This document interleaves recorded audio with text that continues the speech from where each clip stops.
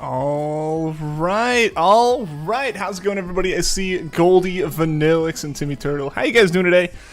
Hope all is well. Good to see everyone. It's been a while. Last we saw each other was on Thursday, but we're back. We are back now. You're shining only team. You have a Frogadier, Skiploon, Nosepass, and Swallow. Nice. Hope everyone had a good weekend. I know I did. It was very exciting. Like I mentioned, it was a friend's wedding, so that was a blast. That was a good time. Daylight savings time is over. Indeed.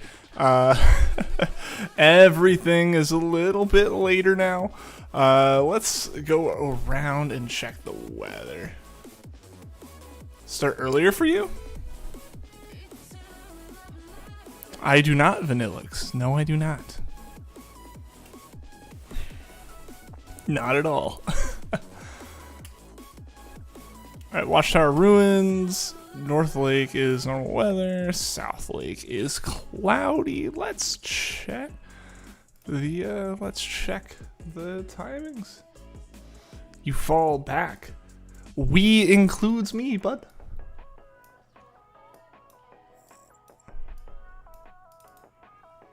My cat is screaming.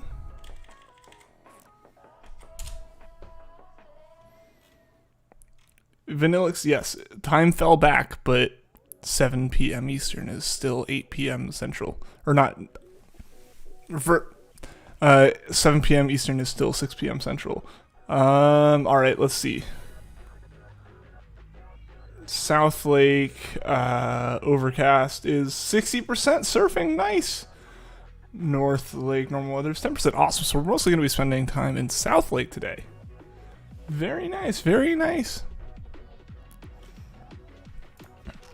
My mouse is messing up, so it took a little bit longer to do.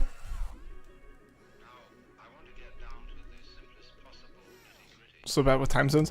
But the time change isn't a time zone thing. That's just... Your clock should still say 6 o'clock when the streams start.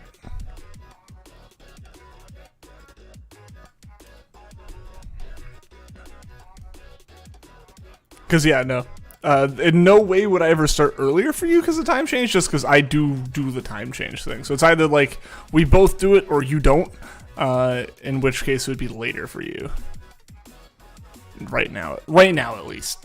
Flip it, obviously, unless you have a point. Yee. Alright, yeah, South Lake should be a lot better for us today. At that 60% encounter rate, which will be awesome. But yeah, hope you guys had a good weekend.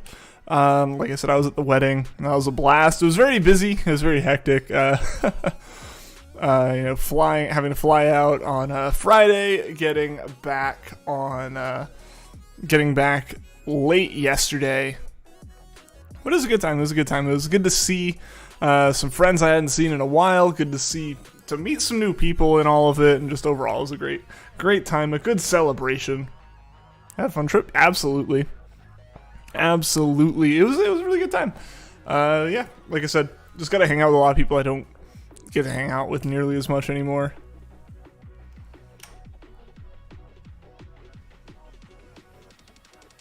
Oh, but I'm back. We've got all of this week is normal. And then next week is where things get funky. For good reasons, though, right? Like, I'm not quite sure what my plan is going to be, given... Like, I don't know what my plan is going to be next Thursday. Just because I'm still not quite sure what my schedule is going to be. I don't know if I'm going to want to get sleep or what's going on there, but... Yeah, next Thursday's up in the air whether or not we have a stream, but I think if we end up not having one... Oh, no! Oh, no, it's not a big deal. We'll make up for it immediately on Friday. immediately as it becomes Friday, in fact. It'll be... I'm excited. Are you guys excited for BDSP? 11 days left at this point, almost down to single digits. It's flown by for me, honestly. The past 2 weekends, having the busyness that they had for me, definitely kind of, I think, played into that. Because this weekend there's a lot of stuff, not just a wedding, but there's a lot of stuff around the wedding. As far as getting my plans, having my plans to get there, having my plans to get back, what I was doing in the middle of that. All the stuff that happened actually the week before, last week had a lot of crazy things happening outside of getting ready for the wedding and stuff. So there's just a lot of stuff going on, and yeah, I'm excited. I'm excited for BDSP, but yeah, time has flown. It's crazy how we went from 25 days to 11 as fast as we did. More sleep means staying up longer. Pretty much. That's kind of my thought. Is if I just... my theory and kind of hope would be that Thursday I would be able to finish work, around 5 and get 6 hours of sleep or something. Try to take a really long nap, basically, and then wake up around 11:30.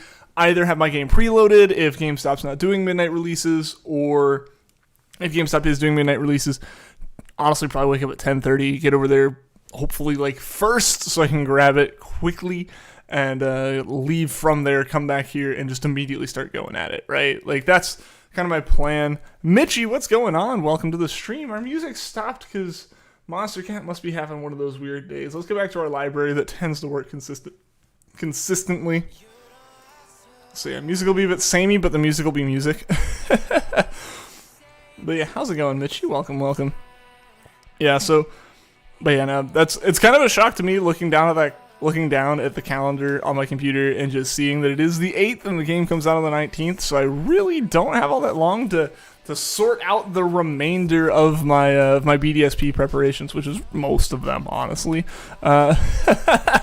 We have the streaming room, right? We've got the room set up mostly, but as far as me figuring out all the specifics on layout changes I want, what kind of layout do I want to do as far as it goes with the gameplay versus shiny hunting versus all these crazy other things happening and all that stuff. Leaks are already going wild. Are we actually getting to the point where we're getting leaks? I guess it kind of makes sense. I wouldn't be surprised, I guess, if some retailers are starting to get their stock in. But now, yeah, we're definitely well beyond the point of any changes being made to BDSP. Anything that we see right now from official sources is going to be official, parts of the final release, I would imagine. Seen leaked UI and stuff, and it's so faithful. I mean, yeah, we saw the poke etch and everything, and that looked pretty nice. It definitely seemed like there was at least ways to have old school text boxes and stuff. I'm not sure. I'm trying to avoid leaks like that to an extent, right? I kind of want to be able to go in I want to go in blind there, but I want someone to leak the Pokedex. I want someone to confirm what's in what game, what's available overall, what are the exclusives, maybe even kind of where they're found. Are they Pokemon you can find in the normal world? Can you find them in hideaways? That's what I want. I kind of want to go in, all this stuff, the menu and the map and the UI and everything. That's kind of the information that's I'd kind of like to just kind of experience that, but it is what it is if I do get spoiled on that, if it means I also learn the Pokedex for my ultimate goal, right? For my ultimate goal of as efficiently collecting those Pokemon as I can, I want to know what I can find where. If there's not something in the game, I would love... For something like Dex now, I would love whatever the Pokeradar equivalent is, assuming it's there, which I guess you really wouldn't get till endgame, so that doesn't matter. But I want something where I can look and go, yes, I found everything in this area, So we'll see. We'll see what what we end up doing here. But I'm excited, guys. I'm very, very excited for BDSP. We're gonna be playing through. We're definitely gonna be playing through. As quickly as we can. It's not really a spoiler for me, it's just menus. That's totally fair. I get that. But yeah, no, I mean, like, that really for me is what I'm saying is, like, the only thing I'm looking for, the only thing I want to see is the Pokedex entries. Hey, Juan, how's it going, man? How's your weekend? How's your weekend? Hope it was good. Good to see you. Yeah, nah. It's been a while. It feels like it's been a while since I've seen everyone. Hey, Rose Girl, welcome to the stream. 124 eggs and still no shiny Drowsy. Hopefully you find it soon, Rose Girl. Hopefully you find it soon. But yeah, guys, for everyone else coming in, are you guys excited for BDSP? Now that we're like just over a week away, or just over a week away at this point. I guess not just over a week. We've got like we've got all the way until Friday before it's like a week left, but we're getting close. We're getting so close now, guys. We got less than 2 weeks. Time has flown. Because, yeah, like I said, my ultimate goal is to complete the decks, get the shiny charm, and start shiny hunting and see how much we can find between BDSP coming out and Legends Arceus coming out. The new GTA trilogy comes out soon. You're hyped for that? Nice. Grinding Scarlet Nexus during the weekend? How'd that go, man? Alfonso, what's going on? Welcome to the stream. Feels bad when you don't have the newest gen Pokemon machine. Rip. Rip. I mean, the old ones are still classics. The old ones are still classics, but I feel that it's like the meme of just like looking out the window, right? Like the SpongeBob meme. Like Squidward watching SpongeBob and Patrick run around playing.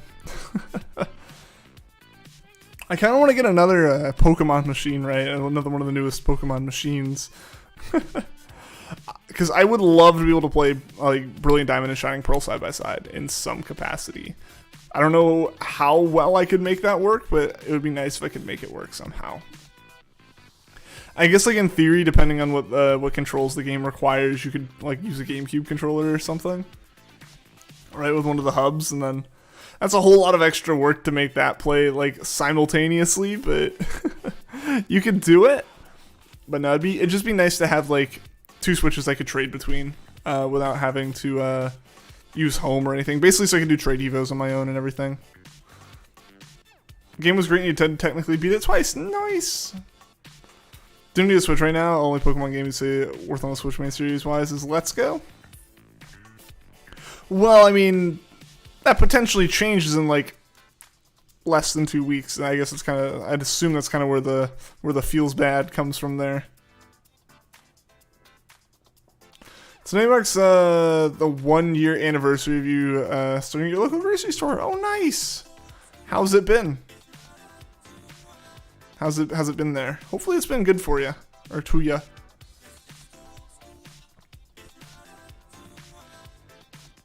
But for right now, yeah, I mean, yeah, right now, like I said, in terms of like the few days, and I don't know, who knows? There's a chance that like they've just done a really good job with these most recent trailers, and like everything about BDSP is like a complete like garbage fire. Who knows? Who knows? I'm optimistic that that's not the case, but I am very aware that it could still be the case, right?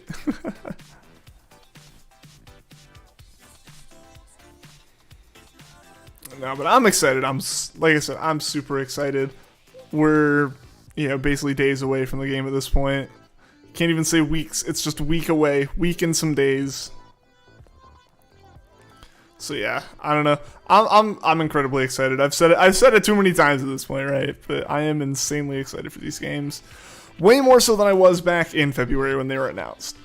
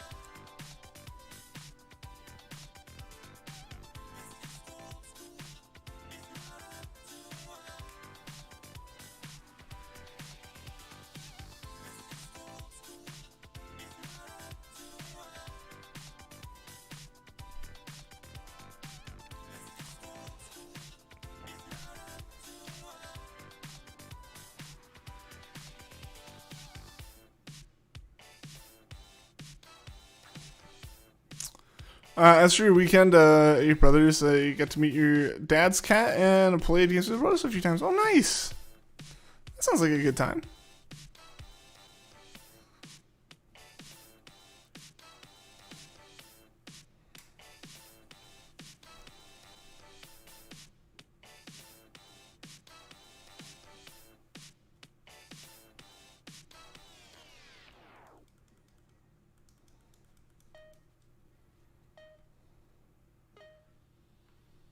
Oh, come on. Oh, come on.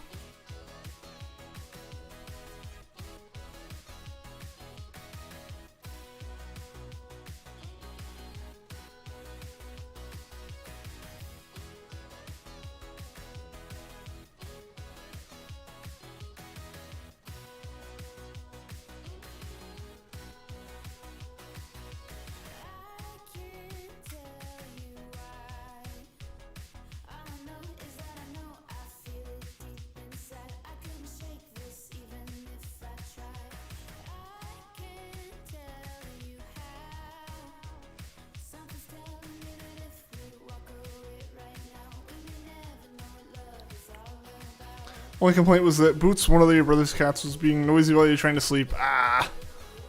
I understand that. I feel that with my soul, Rose Girl.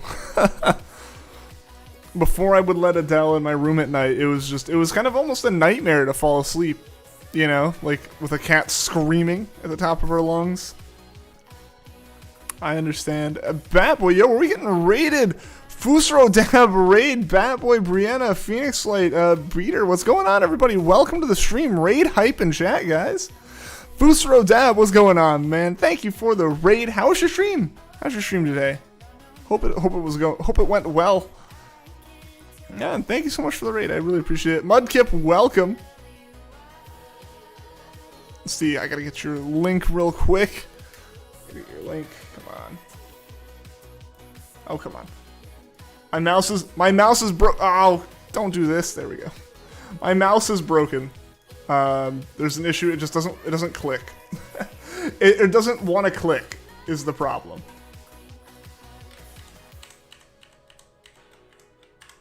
Sorry about that.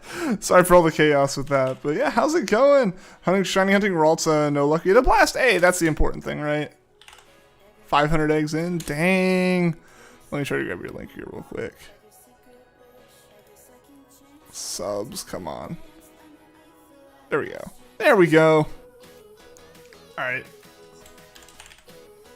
Guys, for everyone in my chat, go check out Fusro Dab. Here's his link real quick. I gotta get some commands made for this Phoenix Flight. You're gonna head out. Alright, see you later, Phoenix Flight. Thank you for coming in with that raid. I appreciate it. And Mudkip, thank you for the sub. I appreciate that. For everyone coming in the raid, my name is mindlessenigma. If you would like and sub on the stream, I would greatly appreciate it, especially if you want to see some more shiny hunting streams and stuff. I try to stream 4 times a week. I'll be bumping that up once BDSP come out. But yeah, thank you guys for being here. I really appreciate it. Hope you're doing well. I am. Thanks for asking again. Thanks for the raid, man. I had a busy weekend. I was at a friend's wedding, which was really exciting. Hope you're doing well as well. Batboy, how do you get scared Pokemon onto a bus? You Pokemon. Yeah, just gotta keep pushing, poking and prodding.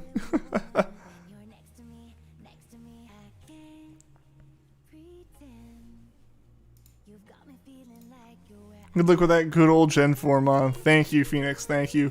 Hopefully we can get it today. We've gone significantly over odds, especially for having the charm. Or, yeah, having the charm, having done the 500 KOs, yeah, we're over double odds. Yeah, we've not been super lucky with these wild area Pokemon recently. This is just barely past the number of encounters we had to do for Duskull.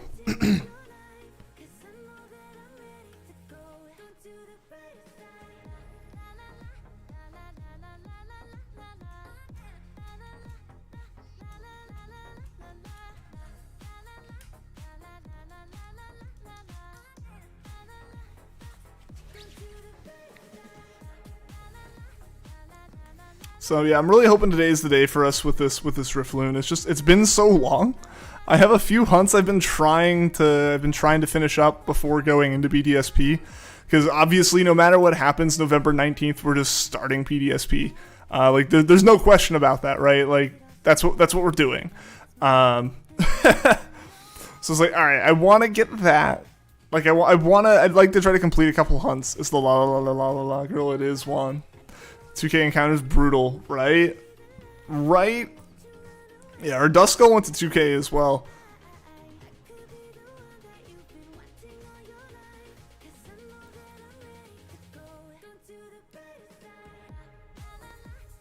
Alright. But yeah, no, I've got a few hunts. I've got some in Let's Go. I've got some here in various parts of Sword and Shield to complete. I've got a few on my on Usum I want to try to do as well. And I was kind of like, you know, we've got like, you know, basically from like Halloween to the games coming out, we got like almost 3 weeks, and then here we are a week in November, and we still haven't found Drifloon, like the final hunt we did, or like our remainder overflow hunt from Halloween. Cat in the box. Got classic. Kind of physical, move to physicalize Pokemon use. Frostbite. Makes sense.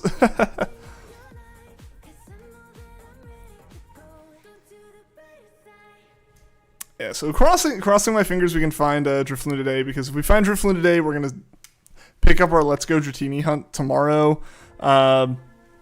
Let's Go hunts tend to turn over shinies pretty quickly. Not always the right shiny, but a shiny of some kind. Lurking like a turkey. I feel it. What do you say on your channel? I'll do that a lot. I'll raid and then I'll just kind of like lurk in the stream for a bit, because it's like I gotta go like make dinner or something. I feel bad when I can't stay in chat, but you know, you end in the stream for a reason most of the time. Random thought: fan art is illegal unless you get permission from the rights holder. How are you supposed to ask Nintendo for permission? I mean, making fan art itself isn't like illegal, right? Like, I don't think that's illegal in any way.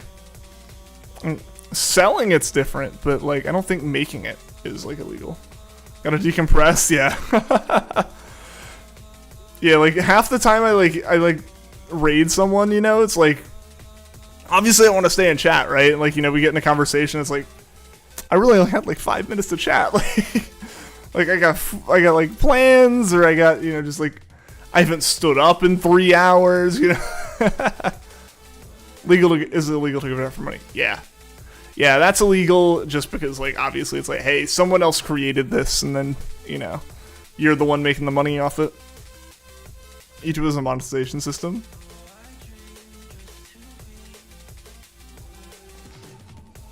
Well, it depends on, like, I mean, like, if you were to, like, what do you mean by fan art, and how would the YouTube thing come into it? Also, hello. Yeah, how's it going, Goldie? Welcome. How was your weekend? Hope it was good. Only if illegal if you try to claim the fan rights to fan art origin. Yeah. Really, like, the biggest thing is like selling it. I know there have been some times in the past, like various like conventions I go to have a lot of like artists that obviously are doing a lot of fan art for the kind of stuff the convention's for, and there have been some like franchises that have said like none. Like, you know, if your convention like knowingly has like is aware of artists selling it, like you can't, like, we'll come after you. And so like the amount of fan art from that, like from those like franchises, just plummeted at the places and stuff. Like, it's like that just doesn't sound like a smart business move 90% of the time, but oh well. But yeah, because in those cases a lot of the time it's like you're clearly just like, hey, you know, I made a drawing, it's of this character, we're in agreement that it's just like it's cool that this character is in the art, but it's not like a legit thing, and it's all a lot more like, you know, kind of just like casual cash dealings and stuff, and it ends up being whatever. But yeah, if you like try to like market and sell something that's like clearly or is like not something you made.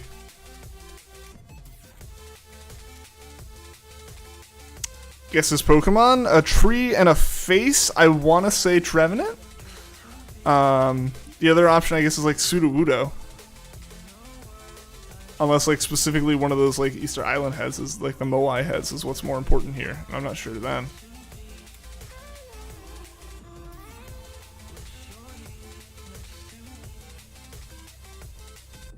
One second, I'm getting a phone.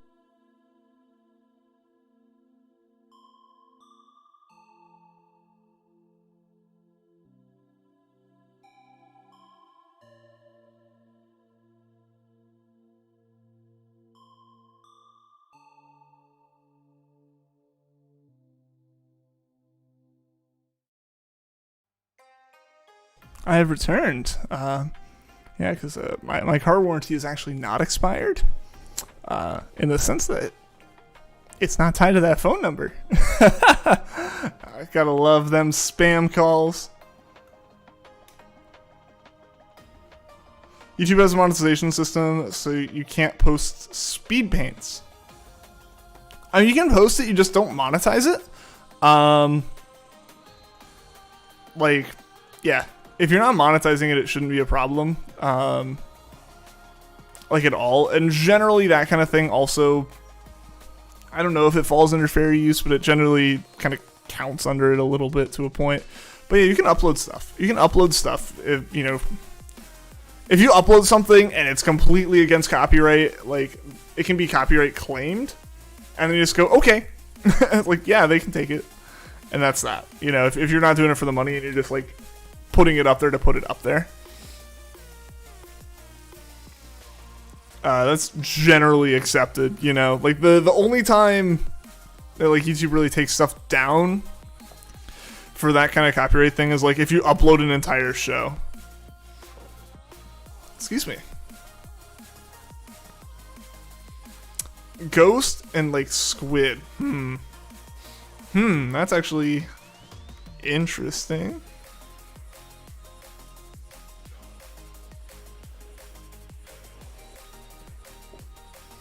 Ghost squid.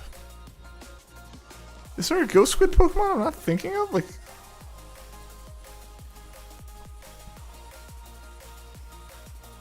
Frillish. Oh yeah. That one did not come to mind. I am ashamed. A bat and a moon. Yeah, Lunala. I like Lunala as a guess.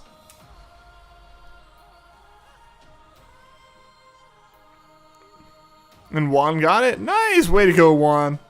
Way to go. You showed me up on my own stream.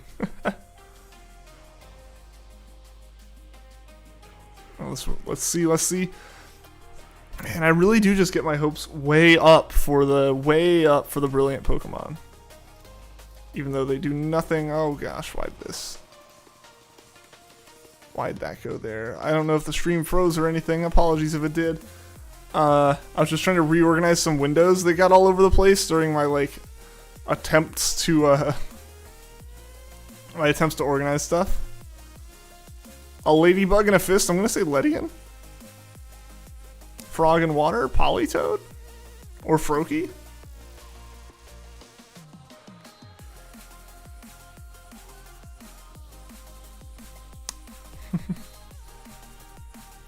Fooster Dab still lurking like a turkey.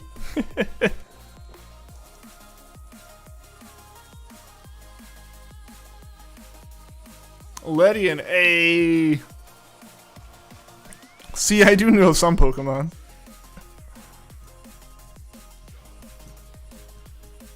Big Lurk, heck yes.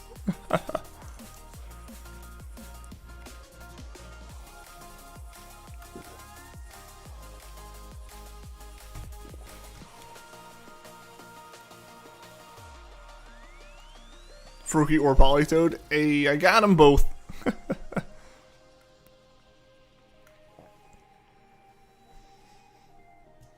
Man, we're almost at 2,700 encounters. I don't know how many we're going to get tonight. And obviously, I hope that we don't, like, max out the stream time on Drifloon, because that would mean that we don't find it, but yeah, I'm curious how many encounters we can get tonight, because this is a small area to hunt in, but we have a 60% encounter rate. So, like, the few Pokemon we do see should very likely be Drifloon, but I'm not sure.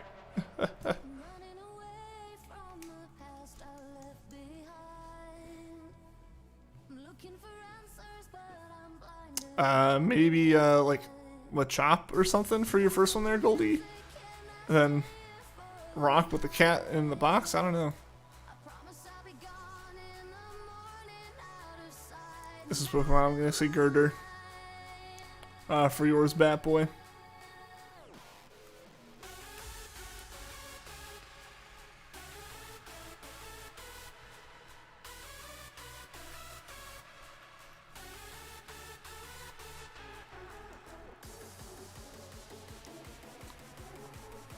Golurk. Ah. I see what you were going for. I see what you were doing. Yeah, Golurk. Yeah. Clever.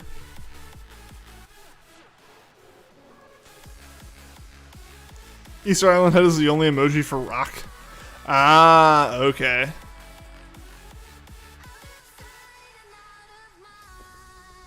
I've been assuming there's a face associated with it somewhere, but I guess not.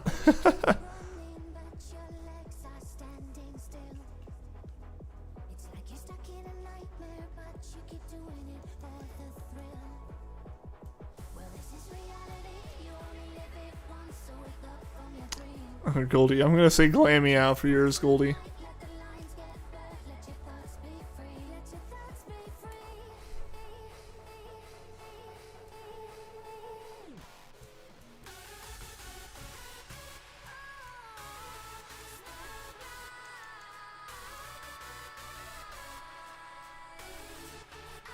Also, thank you to everyone who's left a like on the stream so far. I really appreciate that. It helps out a lot.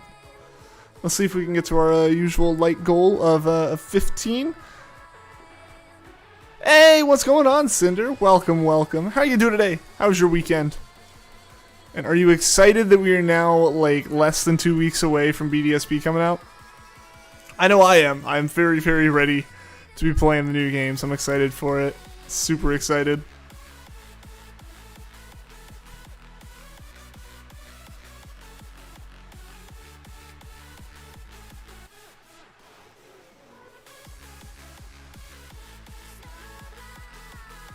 Cat snow globe ear. Or is it like a crystal ball?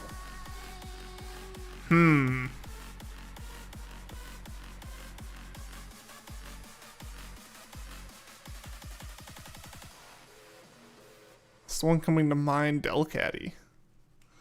Hope they're good. Pump for them. Heck yes. No, like, I'm very, very excited. I'll admit, I wasn't super excited after the first trailer, like that one back in February. I think a lot of people are pretty hesitant, especially when it just took them until August to say anything about the games again, aside from like pre-orders being available. So yeah, no, I was very excited. I've gotten very excited for the games since August, and yeah, I'm really looking forward to it. My plan is to see how many shinies I can find in the game. Between the release of BDSP and the release of Legends Arceus, and I'm going to be putting so much of my time into that. Like, any kind of moment I have to stream, I'm probably going to be streaming for the next 2 months, basically. And just really, really going at it and seeing what I can do. So excited for BDSP. You're a bit disappointed that they aren't putting more platinum elements in it, but meh, still, you'll still get to enjoy the game for sure. Awesome. Yeah. And Galaxy, what's going on? Welcome to the stream. How are you doing today? Meowstick? Yeah. Pokemon's Meowstick, nice one. Yeah, Juan got it. Nice. Juan's been on top of this.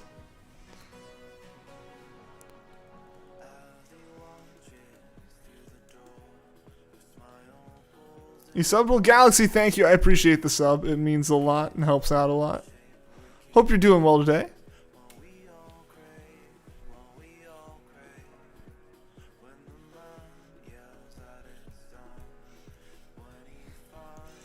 Yeah, and I'm very curious to see what all exactly gets added in from Platinum into BDSP. One of the biggest things I really, really want to see, and I hope, as much as we talked about earlier leaks, I'm not really looking out for a lot of stuff. I do try to go into the games a little fresh. Remakes is I'm a little bit more lax on, just because they are remakes. The general plot of the story has been known for 10 years, right? Like, people know these games. But what I am hoping to see, or I am like kind of like hiding a lot of the new features for myself, but what I am really hoping I get to see is the Pokemon list. I want to see what all is available and what's all in the Pokedex, what's version exclusive, where things are. I want to know that just from the efficiency's sake, right? As far as my streaming goes, as far as my hunting goes, I want to know what I need to get when. Like, just in general, figure all that kind of stuff out. Like, that's kind of my goal, because I do want to kind of do the playthrough in a way that isn't just like super like clinical.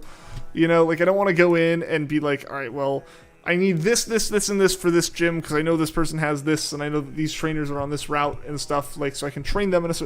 I don't do that usually. I don't intend to do that. My focus is largely going to be on evolving Pokemon. But you know, I'm excited. I'm excited. The newest subscriber, you are. Yes, you are. If you're talking about the box down below, like the little newest subscriber Mudkip thing, that updates when people have public subscriptions on. That's the only way Streamlabs is able to see if someone's subbed or not. So if your subs are like set to private, that's just what happens. So yeah, unfortunately, I can't like just modify that box myself. I do appreciate you being the sub. I do mean that. I do really appreciate that. What happens when Meowstic opens its ears? I don't know. What happens? An unexpected twist. Welcome, welcome. How are you doing? I'm playing Animal Crossing this past weekend. Changed up your villager lineup a bit and did some traveling to find specific furniture items from the Nooklings. Nice. Today I actually got a campsite villager. Unexpected twist. Thank you for the sub. I appreciate it.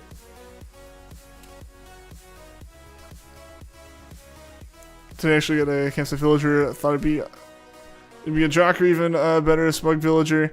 Was hoping for Raymond so you could sell him for a bunch of Nook Mile tickets to look for Shino. Check campsite, and it was Shino. Nice! It's gonna skip the island farming here using your dream. Nice, that's awesome. Yeah, I haven't played Animal Crossing in so long now. Like, I haven't played it since the update that added diving came out. Like, that's just... It's one of those games, I don't know if you were on when we talked about it before, but I know I talked about it on stream at one point, that, like, Animal Crossing is one of those games, at least for me, where it's like, if I'm playing it, I'm going to play that, and I'm just going to play that, and I'm going to get really into a rhythm of playing that. But as soon as I, like, break that rhythm in any way, you know, like, if I, like, take a day and I just don't play it, or I play like another game, or just something comes up and I don't have time to open my Switch, like, you know, I just, the habit's broken and I just don't pick it up again. And that's kind of what's happened with it. So it'd be interesting to go back to my island at this point. Because yeah, I had fun with it. I had a lot of fun with it, but I fell out of it, and now it's like, yeah, I'll play Pokemon or I'll play Mario Kart or something instead. But yeah, glad you're having fun with it. Glad you got the villager that you wanted. That's awesome. What's the drop rate on a shiny Drifloon? So Drifloon, my odds right now for Drifloon are 1 in 1,365. Without the like Brilliant Aura, any of the ones that have the Brilliant Aura are a 1 in 512. You don't really see enough Brilliant for it to matter too much. I think the odds end up overall being around like 1 in 1,000, 1 in 1,100, something like that. No matter what, we're very far over odds. That part stays the same no matter what the technicalities are on the the specifics. We are just very far over. Still got the big lurk from Fusro Dad. You're shook. I think you practically dropped your Pro Controller. As soon as we play a Switch Connect, you all got using a Pro Controller. Pretty much same. It's pretty much same, Cinder. Yeah, like, unless I'm playing in handheld for some reason. Yeah, my Switch dock runs right into my PC and then runs up to the TV. And usually I just play on... I'm either playing, on, like, Elgato stuff, or I'm just, like, playing through the TV, which is looping through it anyways. Guess this Pokemon, the world and a fist. Like punching the world? What Pokemon punches the world? I was like, if I look, absolutely, man, absolutely. Happy to have you here. No need to, send messages or anything if you're just chilling out. I totally get it. No pressure on that or anything. The campsite does take into consideration the villager personality. Skewed towards ones you don't have on your island, which is why you thought you had a Jock or a Smug. He doesn't have a lot of them. That's interesting that it, does that. I guess it makes sense, right? Like, they want you to have some variety in some way.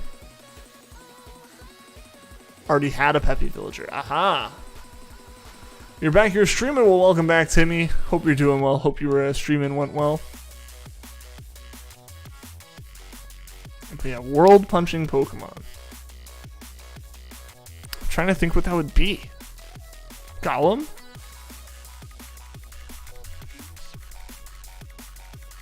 My guess would be like Geodude.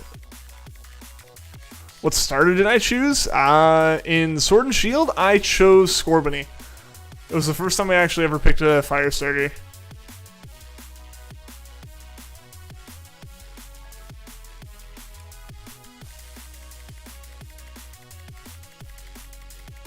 Missing Smug and Jock entirely. Before last week, your island was like 60% snooty. Now it's 30% snooty.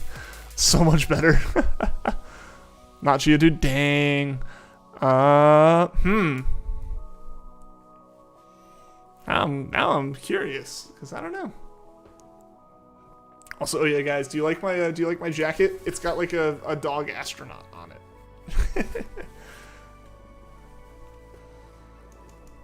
I think it's pretty nifty.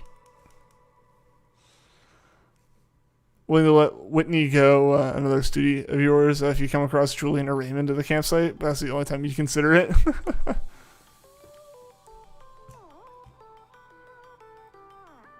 Give you another minute. Oh gosh.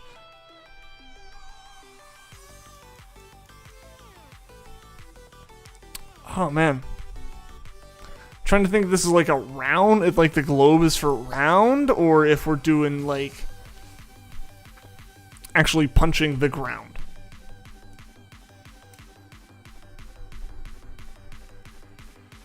So I don't know what punching the ground would be.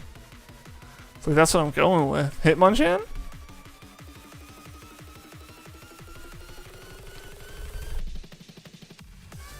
Is it Darumaka or something? Oh, literally means earth. Okay. Deoxys. Coming to just like punch the earth.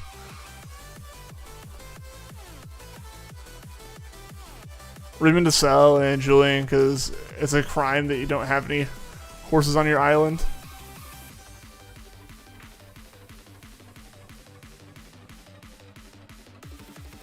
Julian's a unicorn. You like unicorns.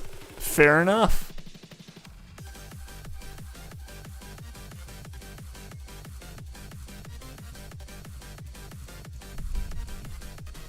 Three, two, one. Yeah, nothing else from me. Nothing else from me. Regigigas. Ah, I see. That should have been a guess somewhere for sure.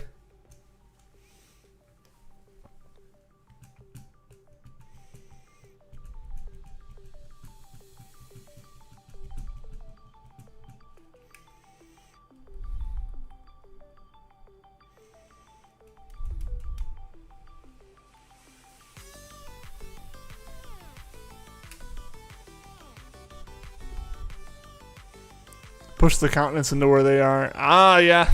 Yep. That makes sense then.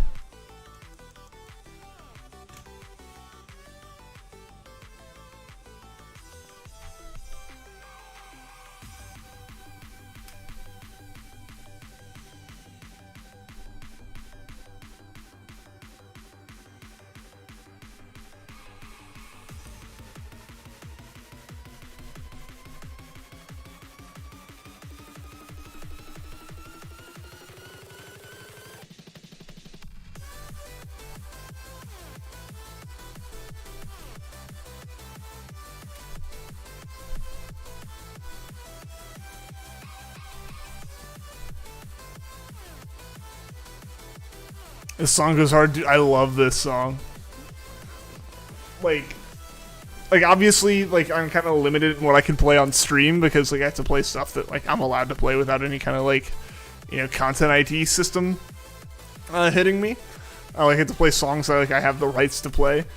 I'm so glad this is one of them. This has been in my playlist since like early college. This is such a good one.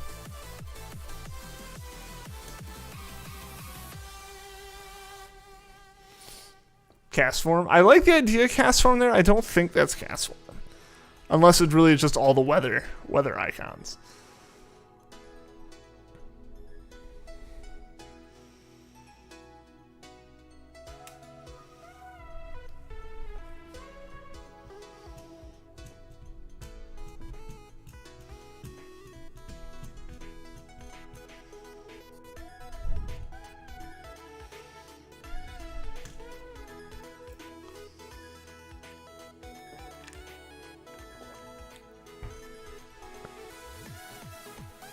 Zapdos for the lightning, yeah.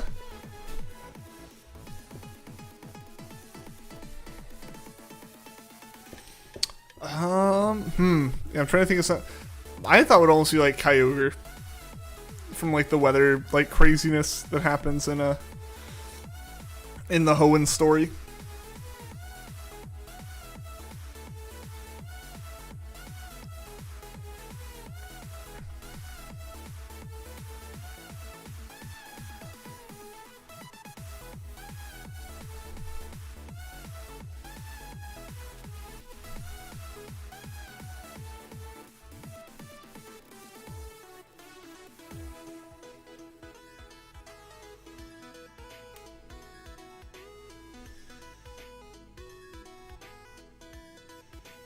Is there a giveaway when you hit a shiny? I don't do any giveaways at the moment. No. You'll get $10 or something. That would make me bankrupt very fast.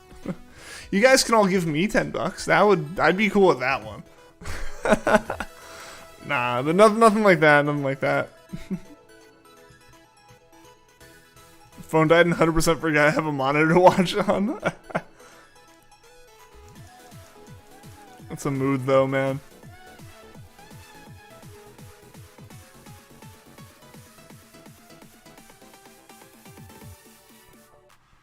Just memeing. I got you. Yeah, like Mr. Beast. When I start getting Mr. Beast kind of views and get his kind of sponsorships, maybe.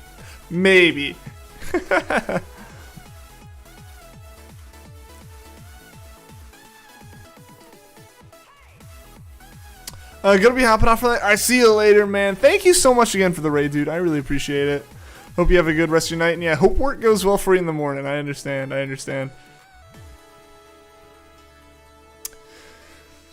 Oh, man. Speaking of work with time change, I was so nervous I was going to have an incredibly early meeting this morning. Fortunately, I did not.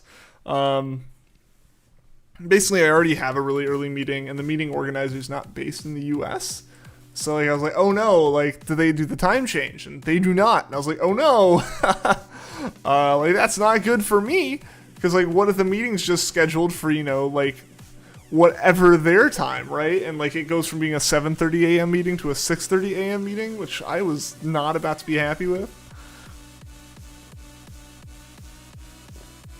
Fortunately, that's not the case though. Fortunately, I still get to sleep my normal amount of time. Excuse me. But there I go mentioning sleep. And suddenly needing to have some. I have at least $500-ish bucks from donations. Yeah, and then I went and bought costumes and games and stream equipment.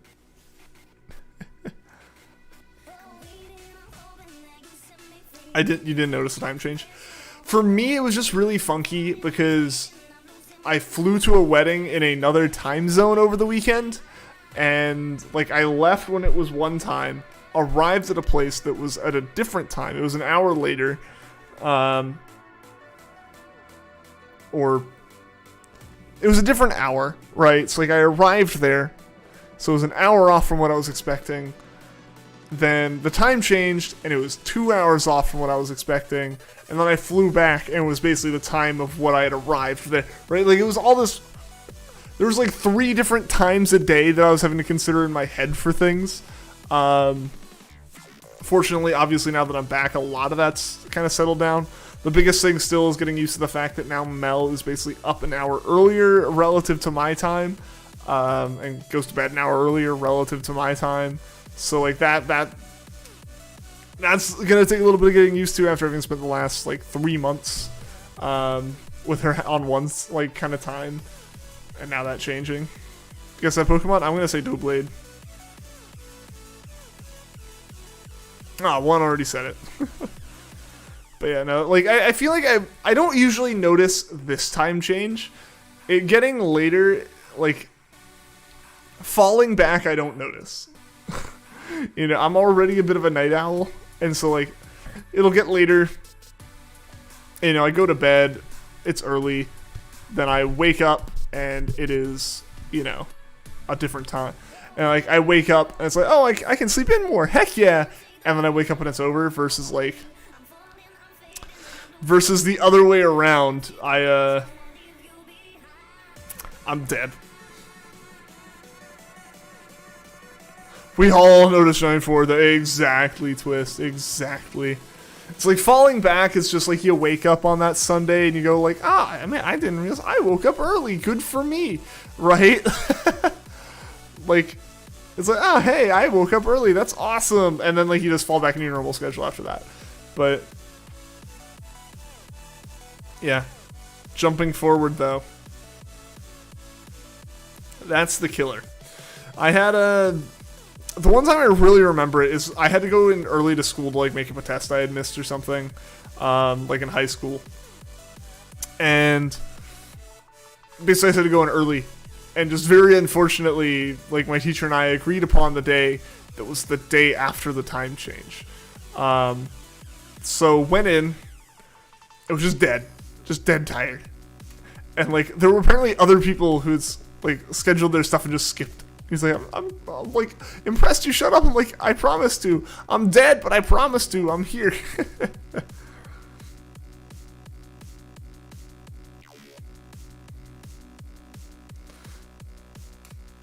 Guess the Pokemon. Is that Torkoal? I have to assume? Maybe? Society has progressed past the need for daylight savings time. It really has, so why haven't we stopped doing it? Like, so many places have just never did it or stopped doing it. Like, the thing I mentioned before, my team, like, lead is based out of Argentina right now. So, like, the meeting was probably scheduled, like, from, like, an Argentina, like, system. Like, their time didn't change, so I expected the meeting not to change. And, like, I looked it up, it's like, time last changed 2009. It's like, why can't every country just do that? Like, never have done it in the first place, or do it. Like, it made sense when they did it, why they did it, but it literally makes no sense now. Hashtag cancel daylight savings times 2K22. I actually make the argument, Cinder, we shouldn't cancel daylight savings times, we should permanently be on it. I am much more a fan of being permanently on it. For the sake of it not being dark at like 4. Turtonator? Ooh, Turtonator's a good one. Torkoal, okay. How many shinies do I have? In total, I have like 200 to 300. I don't have an exact number. I also don't really have an exact number for on streams either. But I have a good number on streams. You like it being dark at 4? Why though? Why? Here's my problem, is I will sleep until the clock says it's whatever time, right? And that time's always late in the morning where I can't do anything because I gotta start working. So if I want to do something after work, I have to, like, do it in the dark. Like, I can't go out and do stuff, you know?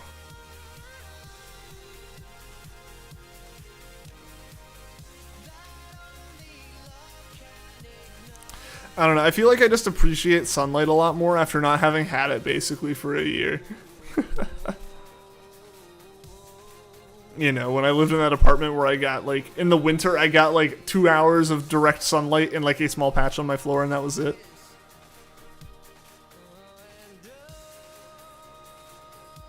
Need the sun to wake you up. So it falling back helps. So you also are one of the people who prefers normal time. Like, right now, we're on standard time right now. We just got off of the actual, like, technically wrong and different daylight savings time. I also appreciate the sun helping me wake up. Admittedly, I do understand that from a scientific and, like, biological perspective, our, like, internal clocks are way healthier on, like, regular standard time than on daylight savings time. But at that point, I feel like we need to start changing work schedules so that, like, you don't end work when it's dark.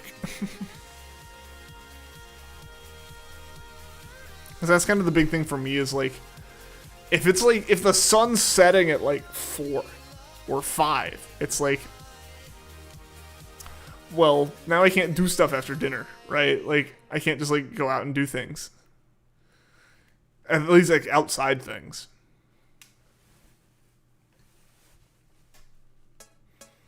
So, yeah, I'm a fan of just permanently staying on it.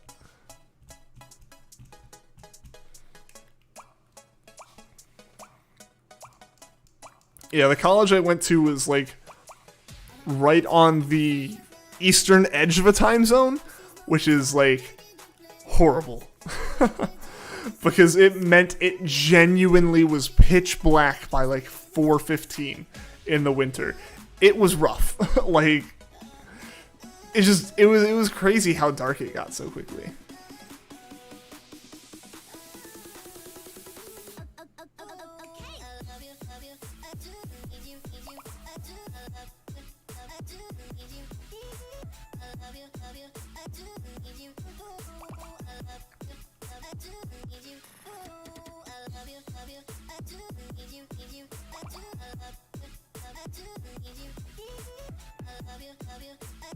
Or like even just today, you know, I was doing the robotics things that I usually do, like the school I go to and help at, and like looking outside and realizing how dark it was like really, really dark. And I was like, for meetings and only go to like 6, I was like, wow, that's like pitch black outside already. But I know it'll only be like a week or two before I'm used to it, and then like, I know personally going into daylight savings times though, going into it, at the very least, I think everyone can appreciate like when it's just brighter out, right? Like when you are out doing stuff, try living in Georgia when it gets dark early. You hear every little critter at night. Oh man, I'm just like starting to hear that really, really early.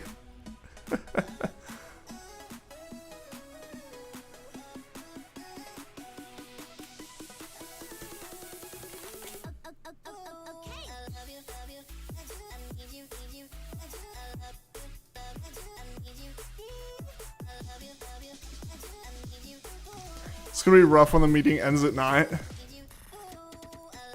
The cicadas can be brutal.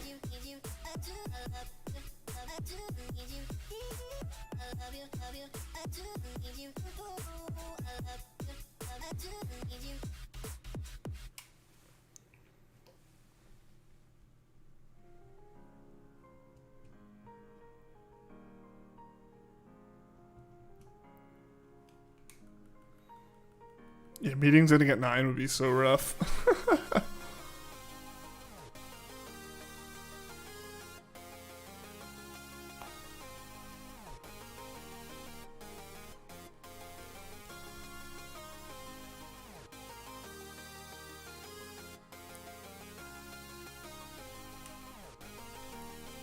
A neighbor moved from Colorado where they don't have them and legitimately thought she heard gunshots.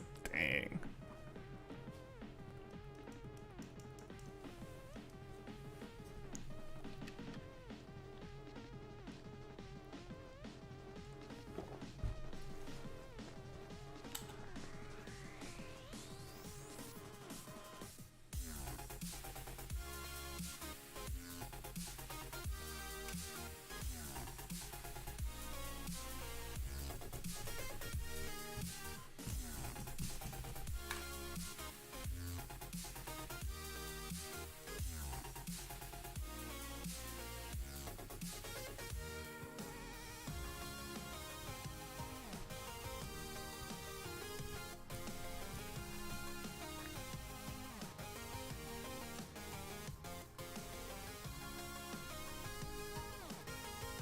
Almost up to 2,800. This is...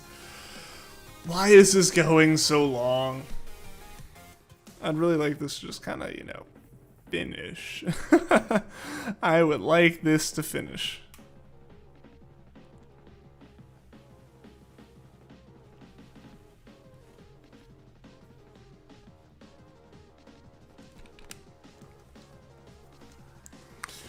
Ugh.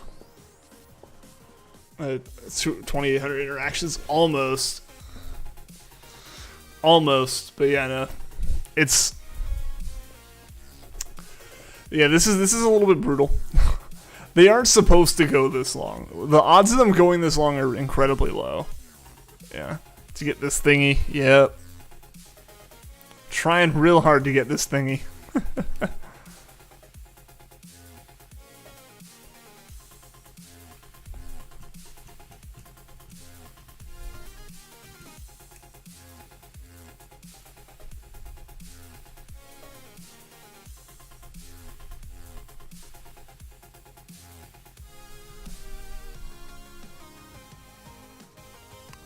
It's like 1 in 1,000 too.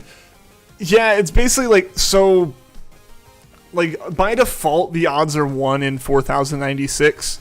But once you've completed your Pokedex, you get a shiny charm, which basically cuts those odds by like a third, or like by 3. So you end up at like 1 in 1365 is kind of how the math works out, approximately.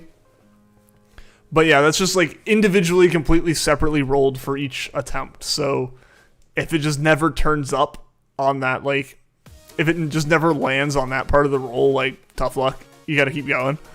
So yeah, it's like, and then with like the boosts from stuff that we've done during this hunt, it yeah, it kind of comes down to like 1 in 1,000-ish, but you can still get unlucky. I had a 1 in like 1,300 take like 9,000 encounters. It was, excuse me, it was brutal.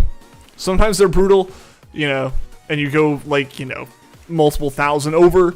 Other times you get it in 5 encounters and you're done. Like, that's happened to me before, so it's not like it's specifically lucky or unlucky. That's just, it is how it is.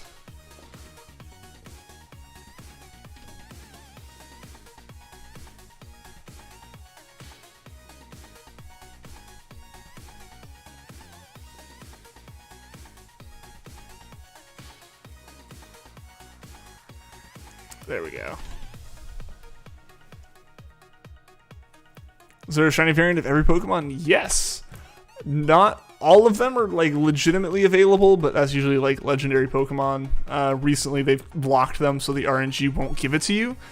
But like basically like if you do end up getting that like successful shiny roll, it just re-rolls it. And then you don't get it. But yeah, so pretty much every Pokemon has this. Every Pokemon does have a shiny variant, just for the consistency's sake in the code, but some of them are just inaccessible. But usually that means they end up releasing them later as like an event. Like recently they released some of the legendaries, or the legendaries for Sword and Shield. They re-released, they released the shiny variants through like codes at GameStops. So with those you can go and do it. Hey, welcome back, Vanillix. How's it going, man?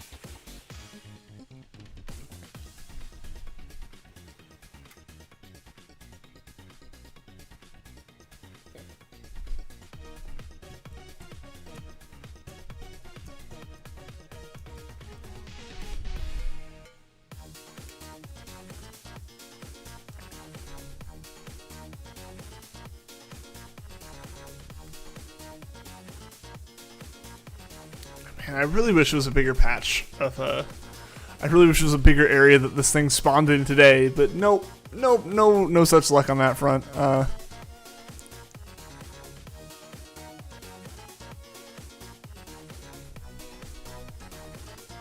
Got super into Forza. Nice!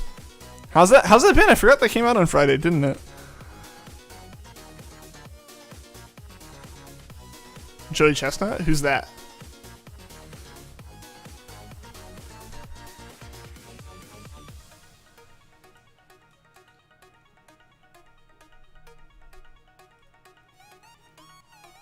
It's awesome noise.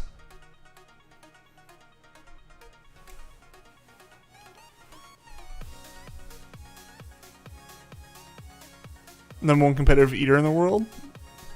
That's actually kind of cool. That is actually pretty cool.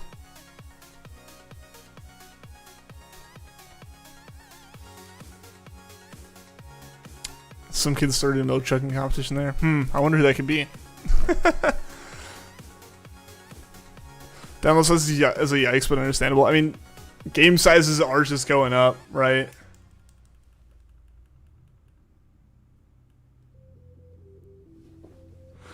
Like, yeah, I mean, I think it would have been insane, you know, like, I was going to say 5 years ago, but that's when it came out. I guess it was kind of insane then.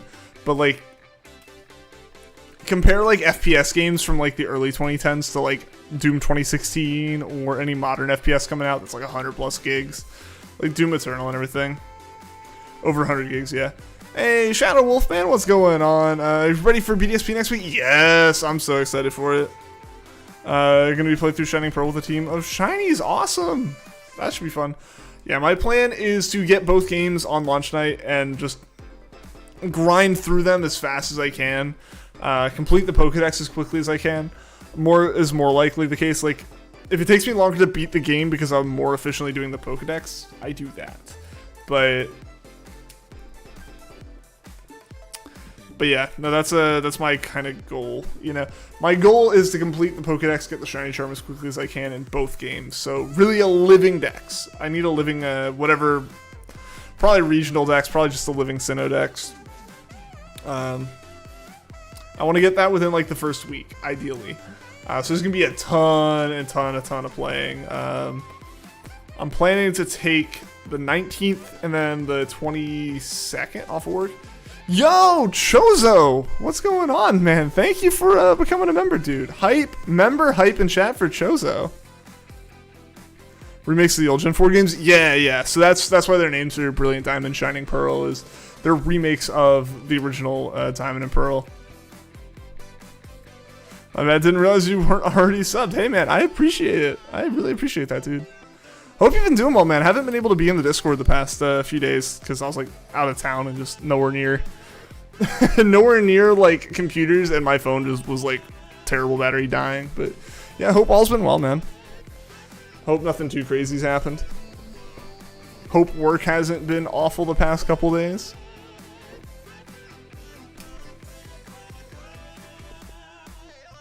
The team's going to be Empoleon, Luxray, Rampardos, Khalid, Gliscor, Weavile. Nice. Sounds like a good team right there. I still don't know what my team's going to be. I kind of feel like I should plan it out. I kind of don't know if I want to.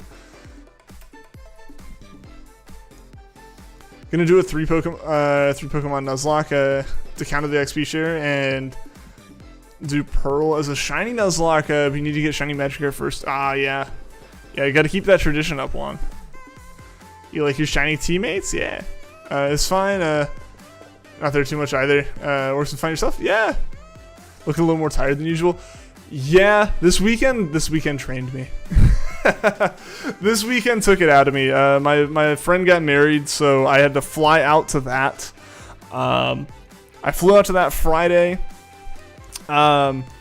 Was out hanging out with him until 2 a.m. In a different time zone, which made it even later.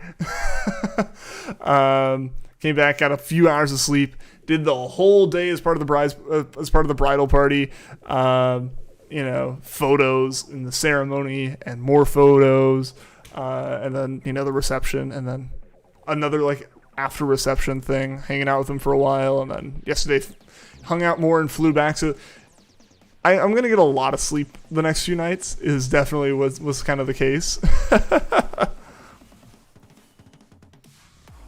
But yeah, no, I'm doing well. I'm doing well. Anything that's been taken away from the sleep has been a good and temporary thing. So, but yeah, no, it's been good. I think the only thing I still need to do is I just need to get more used to my early meetings in the morning and actually go to bed at a reasonable hour. But not next Friday. Next Friday, or I guess really next Thursday, like Thursday night, we're staying up all night. It's Pokemon games. That trumps all forms of physical health.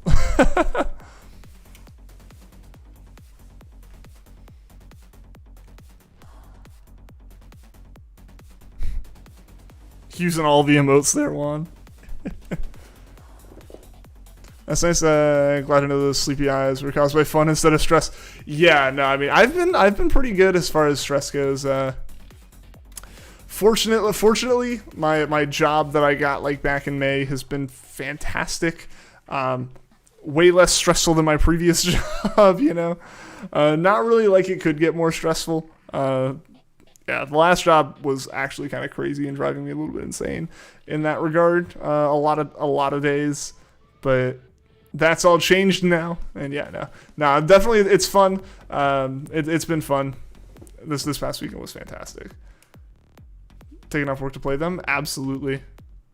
I'm making it a 4-day weekend. I mean, I have to use my vacation days by the end of the year anyway, so. It's not like it's a super big deal, you know.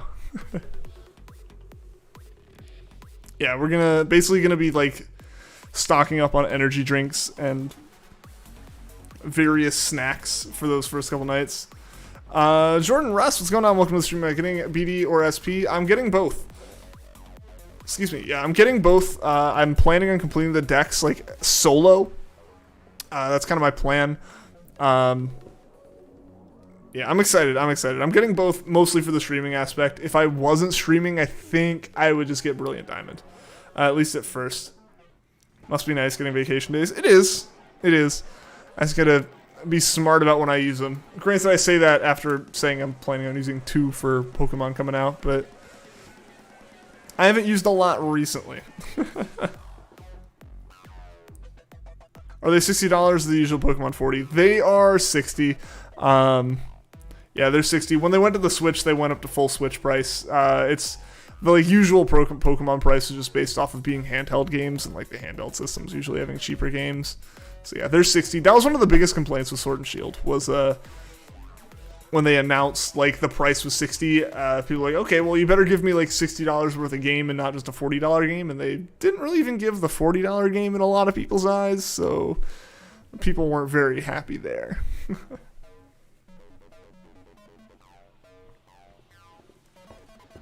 But yeah, so they'll be 60 each.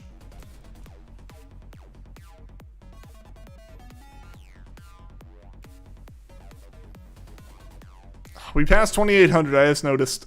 I think I talked through the actual encounter, but less than 200 encounters until we hit 3,000, which I think would be absolutely ridiculous, and we should not ever like get to.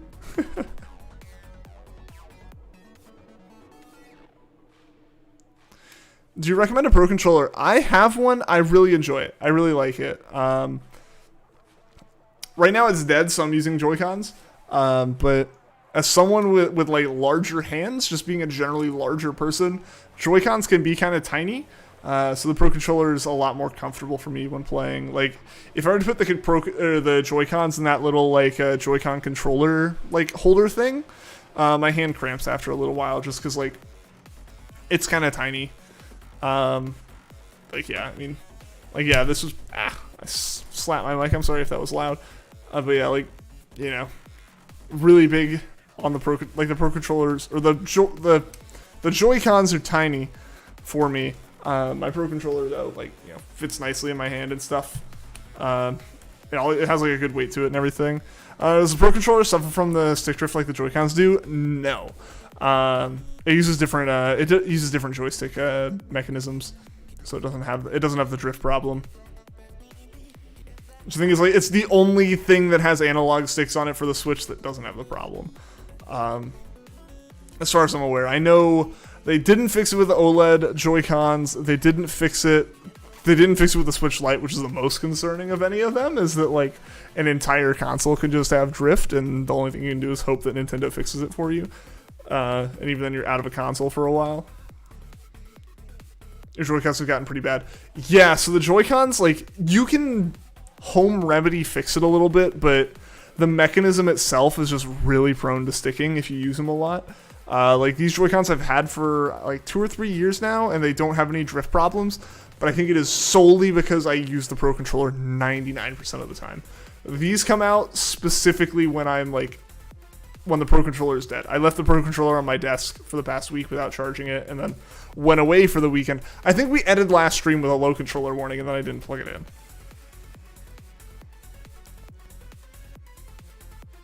Don't have money to get new ones. RIP. Yeah, Joy-Con pricing kind of sucky, just because like they're one controller. Like you need them if you want one full controller. but they're technically 2 controllers, so they kind of price it as like 1.5, and yeah, they can get a little bit pricey. Pro controllers are nice. I haven't used any of the wired controllers, like any of the wired like third-party pro controller type deals. I'd imagine they're okay. I don't think they use the. I don't think they have the drifting problem. They'd probably be a little bit cheaper than a pro controller. It doesn't have a macro on it too. Good for egg hunting if you remember correctly. The official Pro controller does not. I am unaware of any kind of macro buttons on the official Pro controller. There's a chance, I guess, some third-party wired controllers have that. I wouldn't be surprised with those. A lot of those tend to have like remappable back buttons and stuff. Does the Pro controller use batteries or just charging? Just charging. It comes with a short little USB-C to USB-A cable, so you can like plug it into the side of your dock and charge it that way if that's what you want to do.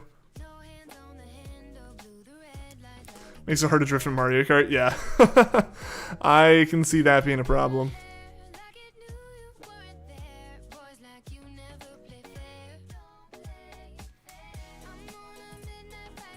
Yeah, the biggest problem I've actually had with Joy-Cons, one is a connectivity problem, but I think that's actually an issue with the rail on my Switch. It's a little bit funky and doesn't like working.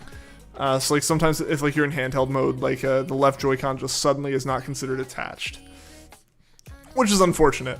Yeah, so that kind of stinks. But then my original Joy-Cons that came with it, one of them doesn't clip on all the way anymore because, again, this is a me problem that I kind of caused with it. I was fidgeting with it, and the little release clip, the clip that this button releases, is plastic on the metal of the Switch rail, and eventually it'll wear away if you're not like super deliberate with your motions. So because of that, it wore out. Now the like right Joy-Con from my original set just slips off. But it's fine. It still works fine as like a handheld, separate controller for Mario Kart or Mario Party or whatever. When you play with your friend's Switch, you're 1,000% better at drifting than when playing on yours.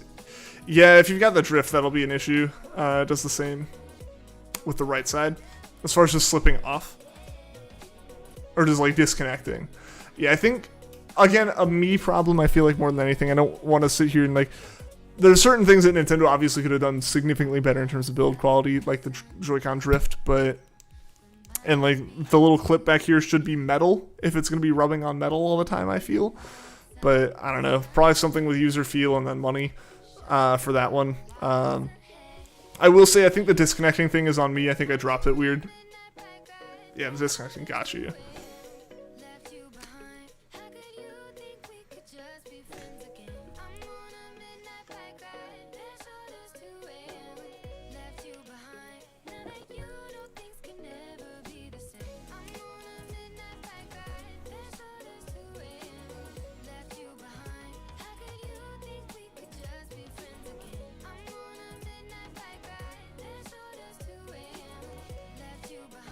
Yeah, I think it slipped off a bed or something and like hit on the floor on the Joy-Con. Brother also dropped down to like 10 stairs. I can see that doing it. Like it holds up, like you look at it and go like, it's fine. And then yeah, like you're playing it later and then like one of the Joy-Cons just suddenly is like flickering in and out of connection. I was hoping to get one of the OLED Switches before the release of the new Pokemon games, but I shouldn't be shocked that there is a shortage of them, or at least that there is very low supply in comparison to the demand. I'm not shocked by that, but I kind of face palming a little bit because I'm like I should have just like pre-ordered it because I did have plans to get it. It's not inherently like aside from the screen, it's not inherently better than the previous Switches. And it's really not like an upgrade, but I just wanted to get a second Switch for streaming stuff, as well as like I have like an original model Switch, so I don't have the improved battery or anything like that. Like the improved power efficiency and improved battery life, like I don't have that. So like there is a little bit of an actual upgrade, and I think there's a little bit of a performance thing. Plus, previously mentioned issues with the actual rail on my Switch. Like I'd like to have a better handheld Switch. And I was kind of hoping Like I said, I was hoping to get it before the release of BDSP, so I could have one Switch set up with my main profile for Diamond and one Switch set up with my main profile for Pearl, so I could stream both, like capture footage from both, stream both, trade between them and stuff like that. Cousins in foreign countries have been able to get them, no problem. I don't think there's a shortage of them, just an allocation problem. I think there's a little bit of just a scalper problem over here. I think that's continuing to be the case, unfortunately. I've been just like kind of going into source. I haven't gone into a GameStop recently, so that might be part of the deal there, is I just haven't been in a GameStop to see what they've got. But yeah, it hasn't been critical, so I haven't really cared too much, you know. GameStop has a lot of them. Could have bought one, but not really an upgrade for you, so just wait for a special edition OLED version. That's fair. Maybe I need to go into my GameStop and see. maybe they actually do have stock now. When did you see this one? Because the last time I went into GameStop was, I think, 2 weeks ago to pre-order BDSP. Actually, I'm kind of just tempted to like...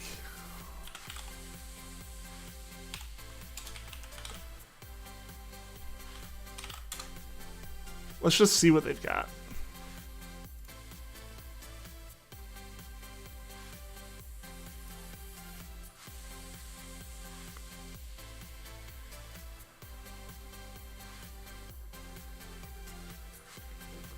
I don't see the OLED listed on their website.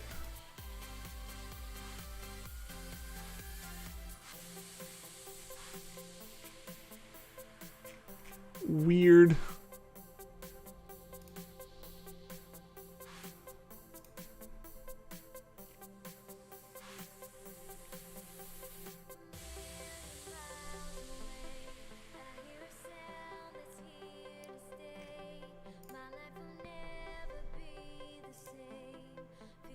Yeah, it's not listed as available online, but I guess like it might just be like available enough.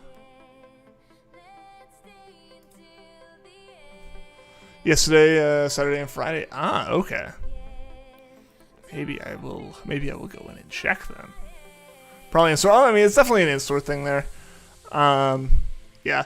I mean, the OLED Switch definitely isn't an upgrade in any capacity. I don't think it's really an upgrade. In any capacities, wrong. In some capacities, over my Switch, there are definite like actual upgrades in terms of battery life. The actual SoC that's used is more efficient, better binned because it's just more efficient, and a more mature version of the architecture. The dock is slightly improved. All these things are minimal, and it's not worth it if you didn't plan on getting another Switch. But like in my case, where it's like, I have this Switch, and I have legitimately been planning for like almost a year now to get a second Switch. I think that it makes a lot more sense to me and for me when I'm in this situation where it's like I am planning on getting a new Switch. I was thinking about it, ignoring the thoughts of a Switch Pro. I was thinking about it before the OLED was announced. Yeah, definitely not an upgrade. Yeah, it's not really an upgrade, and like if you're not planning on getting a second Switch, or you're not planning on like if you weren't planning on getting a Switch before the OLED Switch was announced, the OLED Switch is not worth getting. It's just a matter of, is it worth the extra $50 when buying a new Switch? Which in that case, it becomes a bit more up in the air, yes or no, right? Like, some people might genuinely just want the white Joy-Cons that much. Some people just, some people might want the improved dock without having to, like, might want the improved dock, stuff like that, you know? And, like, for those reasons, it's like, I think then it's a little bit more worth it. If there's a supposed Switch Pro, I'll wait for that. I don't know. I feel like, I don't know if I want Nintendo to do a Switch Pro. I would weirdly, I know this is like almost worse for like me as a consumer in that it'll make me buy another console from them, but I'm tempted, and I almost feel like I would rather have a new console entirely than a Switch Pro.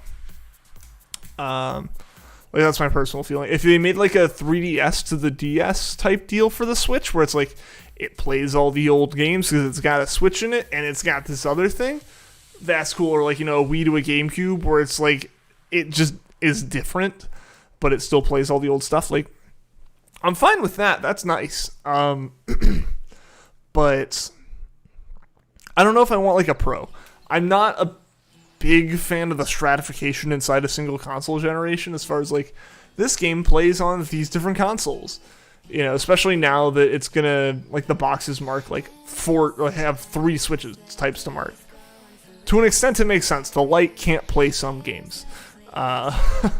It's like genuinely the form factor this game plays in, the Lite does not do, and like that's like fair to announce. GameStop manager said, "Hey, we got OLED. If you want to buy one, it's only there just to finish a pre-order and get Monster Hunter." I see. Yeah, there used to be 2 GameStops by me, but one of them closed down, unfortunately. I think that might have closed. I don't know when it would have closed down. It was there just pre-pandemic, and it wasn't there after pandemic, or I guess still kind of technically during it a little bit, but yeah, it wasn't there when I tried to stop by and see if they had stuff. Basically what it was is I like didn't want to go back to the same one I'd been to like every weekend already. It's like I didn't want to do that. But yeah, I am wondering if like there just hasn't been as much of a demand for the OLED Switch in comparison to other consoles. Not shocking. It's not a new system. It is a fairly lateral move from the existing one. It's like in a lot of regards, I imagine like there's just kind of a bit of an mentality from a lot of people where it's like, I mean, there's no need for it to be like, there's not a high enough demand for it to like successfully be scalped by people, right? I guess that's kind of like, that might just be what's happening to it. But yeah, so I don't know. I don't know if I'd go for a Switch Pro. The only reason I'm considering, like I said, going for the OLED Switch is because I already want a new Switch. The OLED's basically pointless to buy unless you're a new owner. Yeah, like, if you have a Switch and you have no like explicit need for a new Switch that would be satisfied by buying an identical copy of your current Switch, the OLED is just burning money to have the newest shiny, right? Like the newest shiny thing. You know, some people like that. That's their deal.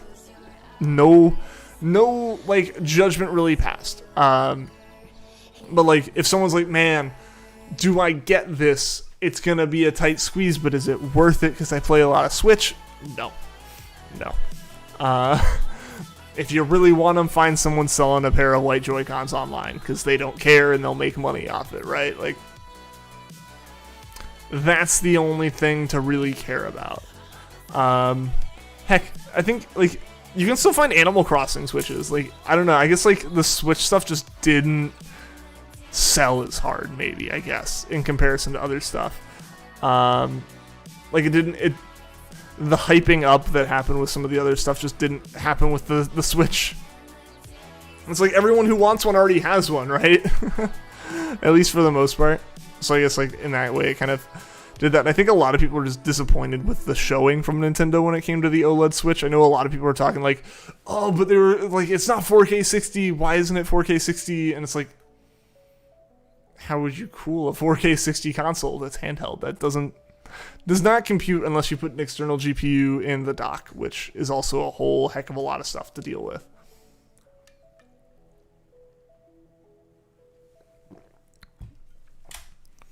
Like, that's what I think would be nice. That's what I think would be nice. I think it'd be really nice if like the upgrades for the Switch were like handled by the dock. Like, it's just kind of like, hey, handheld's handheld. You don't need more than what we've already given you for handheld. So here you go. Here's like a dock so that like you can play 4K or you can play 1080 60 consistent, you know. PS5 cough. Yeah, I've still only seen in-store displays of those. I know like my friends have them because they pre-ordered them or knew someone who pre-ordered a couple, so like contingency plan in case like Like, one of my friends got it because his boss pre-ordered from multiple places in anticipation of many of the pre-orders being canceled, and when they weren't canceled, he just went to a couple of his friends and was like, hey, I have pre-orders, I know you're interested in this kind of thing, you want to just, like, have me basically buy it for you. And that's what happened there. Hey, it's Crab Rave time. Chat's ahead of me on that one. Alright guys, it's Crab Rave time. Let's see the chat filled with the raving crabs.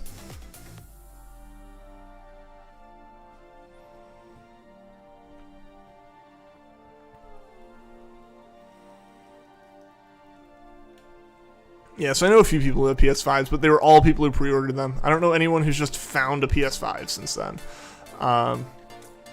Xboxes, seen a little bit more of them. But yeah, PS5s just genuinely have been completely, like, unobtainable, I feel, for the past year. Kind of wacky. It's like, that's happening. GPUs are still all screwed up like that. I mean, the chip shortage is real. I think a lot of people were kind of hoping that the estimates that, like, all these shortages would run through 2021 and excuse me, that, like, all the chip shortages that were, like, running, like, estimated to run through 2021 into 2022 would be kind of wrong, and here we are, like, looking at maybe 2023. Like, things are crazy. Things are crazy right now. The world's gone insane. The most next-gen Xbox you've seen is the Series S in your Walmart. Yeah. I've heard the reports of Series S's being available in places. I still have yet to see them. I don't know if maybe it's, like, in, like, maybe less, like, traveled, a little bit more rural of GameStops in comparison to, like, or, like, Walmart's in comparison to where I've been shopping the past couple of years now. As far as just having lived fairly in a city, or, like, in very populated suburbs of a city, if there's just a little bit more, like, pickup from them. Like, if they take 10 Xbox Series S's to every store, and, you know, one store has 20 people looking for them, and the other one has 2, one store's gonna have some left over. Seeing the Xbox Series S only from the new gen, yeah, that's the first one to kind of lighten up. I feel like at this point, there are several people who, I feel like at this point, people are just like, come on, the Series X, I've waited this long. But then there are other people who bought the S, tried to put in orders for both, bought the S, and then as soon as they bought the S, they just continued looking for an X, and when they found the X, they'd sell the S. So now you've got a used market for S's, while X's still can't stay in stock new, you know, so, like, you're getting a little bit of that going now. Great delivery, because it's easy to find things out of stock besides a PS5. Yeah, that's a pretty nice one. That's nice. I wish I could say the same, but alas. I cannot.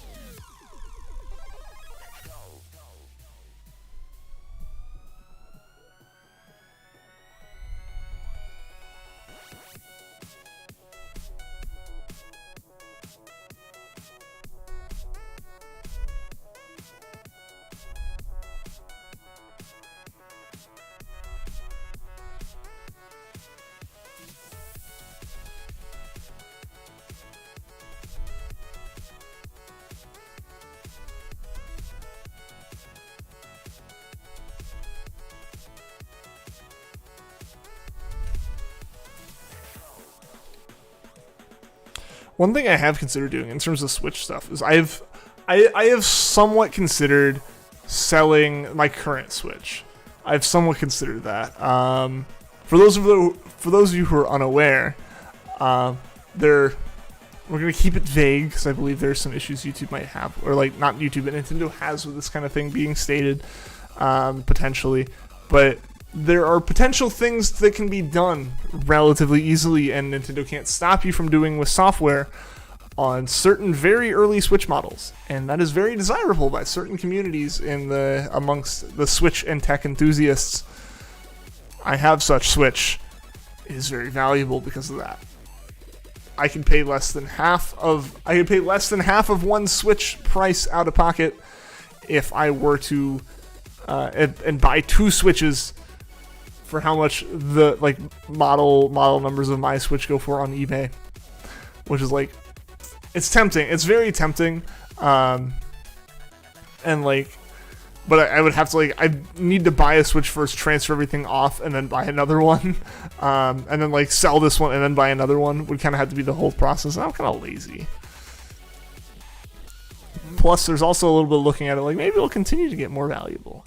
I feel like there's only a point, right? There's a point where that community dissolves or moves on to the next system, and finding new versions of these is a lot harder. I can never figure out how to do that stuff. Yeah, I've never risked it. I've considered it. I've also considered it, attempting it myself. Part of the reason why I was looking for a new Switch in the first place about a year ago. As far as doing that kind of thing for my own curiosity's sake. And yeah, very fortunately for me, if I did decide to do that, while I would have to learn how to do it, my Switch is one of the ones that can. Guaranteed can. Because I guess there are some model numbers, some serial numbers, or whatever it is, where when they were coming off the line, whatever order they were getting numbered in, some Switches already switched over in the process, and some had not. I don't know if every single Switch made, was numbered sequentially, or maybe they were numbered sequentially, but one line changed and then another line changed. So there's some alternation. There's one Switch is still unlocked, the other one's not. Doesn't have to be on an older system version. No, and that's the beauty of it. That's why this Switch is as valuable as it is, because it does because generally speaking, on a software level, they can block that kind of thing. Generally speaking. But there is, on a software level, they generally lock down on that kind of thing and prevent it from happening. New Switches, they come out and, hey, let's say Switch firmware 8 has something wrong with it. From Nintendo's perspective, there might be an opening and people can do something. On a brand new Switch, they can do something. But Nintendo goes 8.1 and that hole's gone. That Switch can't be modified now. If it ever updated to 8.1, it's over. Can't go back a version, can't do anything like that. Old Switches have that hole built right into the hardware. Don't ask me the technical details of it. They just have it. No matter how secure the software is on that Switch, there is a hole. 3DS had that, where it had to be an older version for it to work. Yeah, so that was generally with the 3DS, what it was it was never perfect. It's never really perfect on the it's never really perfect on any system in that regard. To be completely honest, no software is perfect. None of it's perfectly secure. It could even just come down to because really what it is all software has to let Nintendo update it at some point, which means there's trust happening that the software being given to the Switch, the new software being given to the Switch, is acceptable. And there's a way to trick it. There's always a way to trick it into thinking that the non-Nintendo stuff is acceptable. I don't know any of how it's done, but that's the case. There's always a way. But so on the 3DS, basically what it was is, I remember, because I kind of tried getting a little bit into that scene just for the sake of doing soft modded cap cards instead of having to do the hard modded ones before I had the money to. And yeah, it was always a case of I would update my 3DS and then look up how to do stuff and it'd be yeah, you shouldn't have updated Like you're on 13.2 now, and we had like 13.0 figured out, but now we don't have 13.2. You know, just make sure not to update to 13.3, and then eventually they do like a 13.1 exploit and a 13.2 exploit, and then like just as long as you didn't update to 13.3 or 4 or 5 or whatever was out, you're fine. That was always the case with that, and that's kind of the case with the Switch. There's like a certain number of versions that just haven't been cracked yet. But Switches that are old enough have hardware exploits. That's basically what it is. Heading out. Alright, see you later, man. See you later. Thanks for having me here. Thanks for coming. I was glad to have you here. Hope to see you in a stream again in the future. But yeah, so like, that's just generally the case. Like, there's a difference between like hardware and software problems, and like a hardware problem, once it's off the assembly line, Nintendo cannot change. They can't do anything about that. The only thing they can do is be like, hey, recalling these Switches. But that's a hassle for them. Eventually didn't bother because it doesn't do much. Yeah, there's certain things you can do, but I'm not interested in a lot of the stuff that why Nintendo doesn't like you doing it, which is all the like fact that like, oh, you can get games. It's like, yeah, but I don't really do. That's not what I was doing it for. I was doing it for the can I, like, just like the challenge of can I do it, and for the excuse me, and for the capture card, the network based capture card was the thing I was most interested in. But then I got my own like actual capture card, and I didn't need that anymore.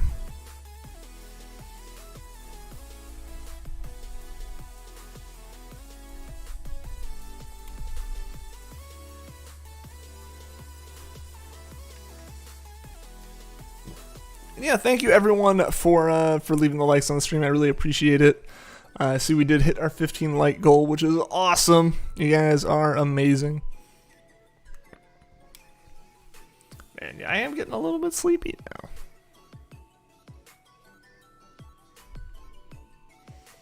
now. Games and stuff, it's piracy, just why Nintendo doesn't like it. Yeah, exactly. It's always a money thing, you know. If like cracking the system literally only let you put like custom wallpapers, they really wouldn't care. But yeah, the fact that like that kind of stuff can genuinely like hurt their bottom line, they're like, no. They'll police that pretty hard.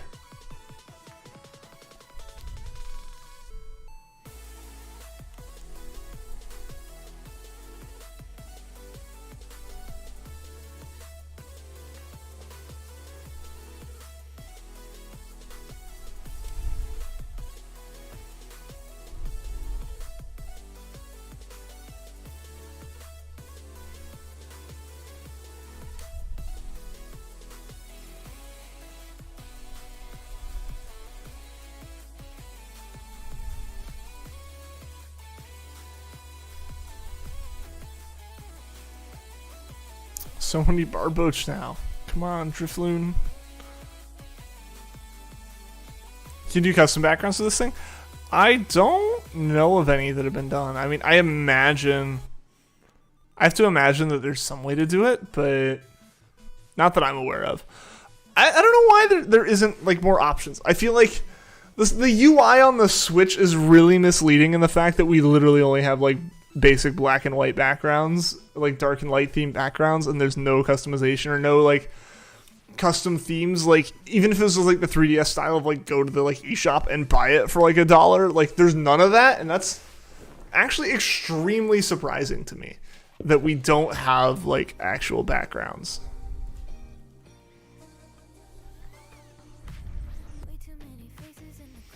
But yeah, no, like, cause I have a custom background on my original new 3DS XL, like the first one that I had.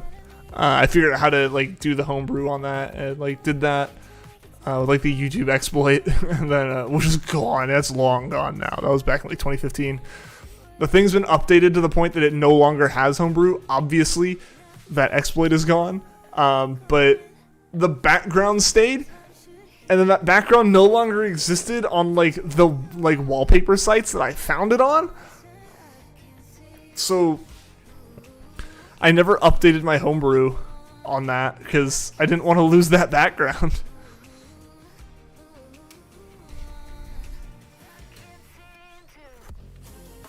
3DS themes were awesome. There's also not music playing on the game menu of the Switch. True. Granted, I don't think like does the PlayStation have it? I know the Xbox doesn't.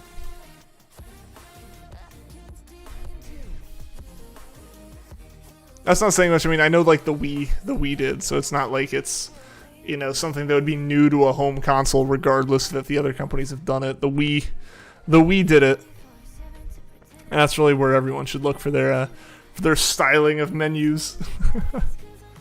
Make everything look like old CRT screens. Come on, Drifloon, you gotta be yellow tonight.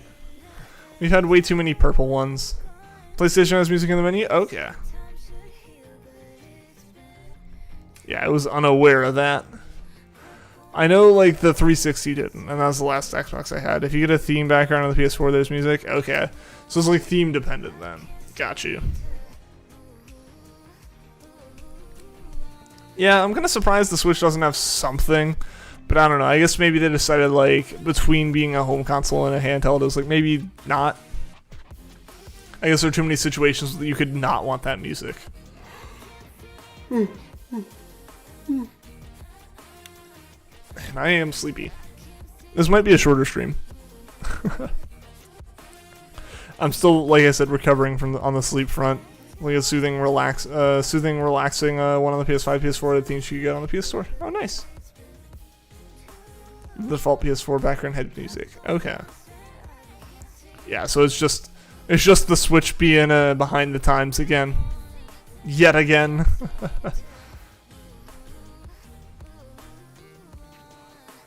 PS5 doesn't have themes, but the music's pretty relaxing.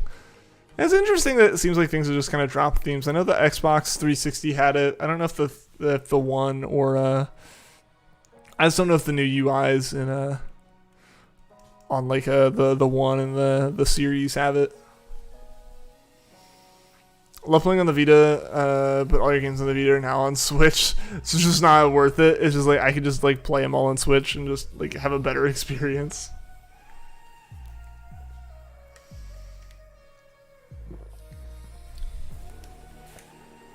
I considered getting a. How was it? Was it a Vita? I don't know if I was thinking about getting a Vita or a PSP. At one point, I was tempted to get it literally because like I saw a game being sold at like a convention, and it was only on like one of those, and like they had the system next to it. I was like, do I get that? Do I do that? I didn't, because I think it would have been region locked to just Japan, and I was like, I want to play some English games. The one in the series have themes. Brought out a Halo Infinite theme on the Series SX and one. So cool, nice. Yeah, when does Infinite drop? Is that dropping early December or is that dropping late December? I forget. I thought it was like December 3rd or something, but I feel like I was corrected last time I said that. PS Vita was underrated. Yeah, I mean, I remember seeing stuff going, oh, that was cool, and then like, I didn't have a PlayStation, so I never, thought anything beyond. Oh, that's kind of neat. I think it was a little bit ambitious, I would say. December 7th. That's still pretty early. In December, at least. But yeah, I think the Vita might have just been a little bit too ambitious. Kind of not necessarily done a similar thing to the Wii U, where like the Wii U was the original like attempt at the Switch. Just with very bad marketing. I don't think that was really the case necessarily with the PS Vita, but I don't think the Vita did as well as it could have. I definitely don't think it done as well as it could have if it had released a little bit later, maybe a little bit more polish on certain things, and like the community as a whole have opened up to some of the stuff that it did. I had a Vita, it was cool. Oh yeah, no, I mean, there's nothing. I think they're kind of cool too. My friend did a PSP, and I thought that was the most amazing thing. But yeah, I don't know. I just don't think they ever hit the. Nintendo really knew how to do the handheld market. Like no matter what, I think Nintendo really knew handheld. And I think like the Switch is kind of their pivot in the sense of we acknowledge smartphones have taken over as like the super casual mobile. So hey, let's just give you like a good, a decent experience with like home console games on the go. Is kind of what I feel like they're going for, which I feel like is a smart move. obviously it's worked out well for them. Yokai, what's going on? Welcome to the stream. How are you doing today? Cool thing about the Vita is you can play PS4 games on your Vita via Wi-Fi connection and play in bed and play a big game on tiny screen. Yeah, like that kind of thing, right? Like I don't think that was nearly as kind of like accepted then as it is now. And I feel like just in general, that level of streaming when it came out wasn't really quite there to be great. But now like casual home Wi-Fi like routers are capable of handling good speeds like that. Or like one of the ones I saw was almost like remote play, like just like you're on the bus and you have a cellular service and like you can be playing kind of thing. Like that's kind of cool. But at the time, again, like 3G networks maybe at the time aren't really enough. John, what's going on? John the Pikachu, welcome. How you doing? Had a Vita put into PS4 and it was cool. Yeah, I do the same kind of thing as you want. I do it with a Steam Link. I have like my iPad and I'll like pull up Steam Link on it and like Bluetooth my Xbox One controller to it, and I can just play any kind of controller-based games. Or if I want to get really ambitious, I can use the trackpad on my iPad's case to like play FPS games. I played a whole round of Halo 4 SWAT on like my iPad. That was an interesting attempt. It worked decently well, honestly. Because like it recognizes the keyboard as a keyboard and uses like all the keyboard controls on it, and then the trackpad just kind of mimicked being a mouse.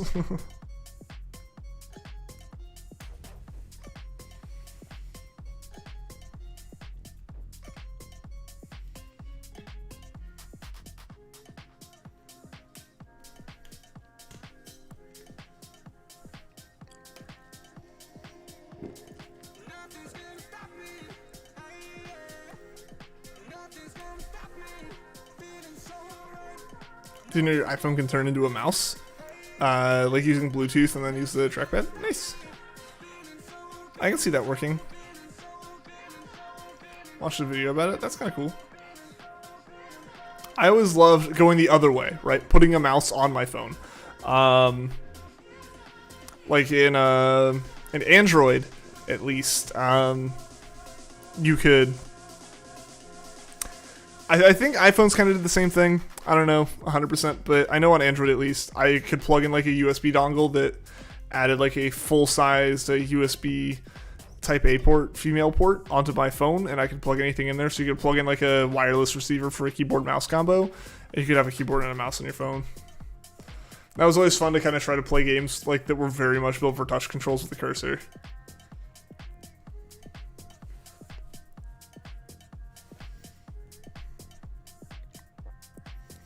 That was just one of those weird little things I entertained myself with, you know.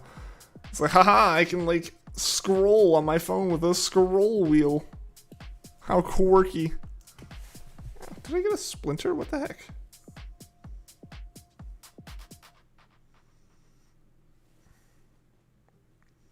Feels like I have a splinter in my finger.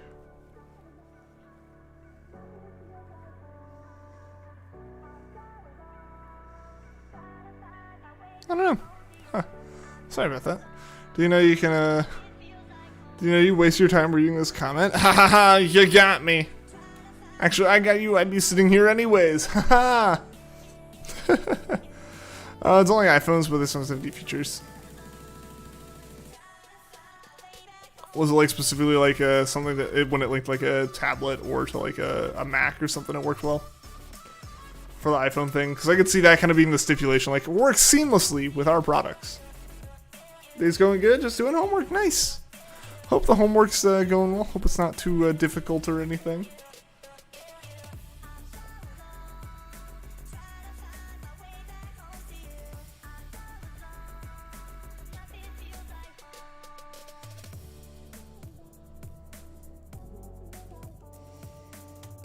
Man, I'm sleepy, I can just like... I can just pass out right here. Never gonna give up on this homework. Hey, that's the spirit.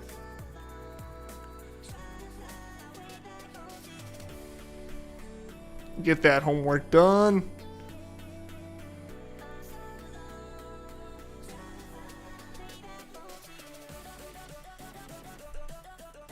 Hey, Jake, what's going on, man? Welcome. Can somebody recommend a Gen 8 Shiny Hunt? Shiny Free to Hunt? Like, just something available in Gen 8? Do Drifloon, suffer with me. I don't know. As far as like actual Gen 8 Pokemon, we'll lose a simple and cool one. And easy enough.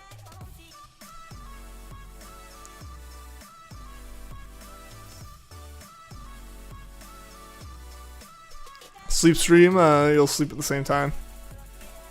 Alright.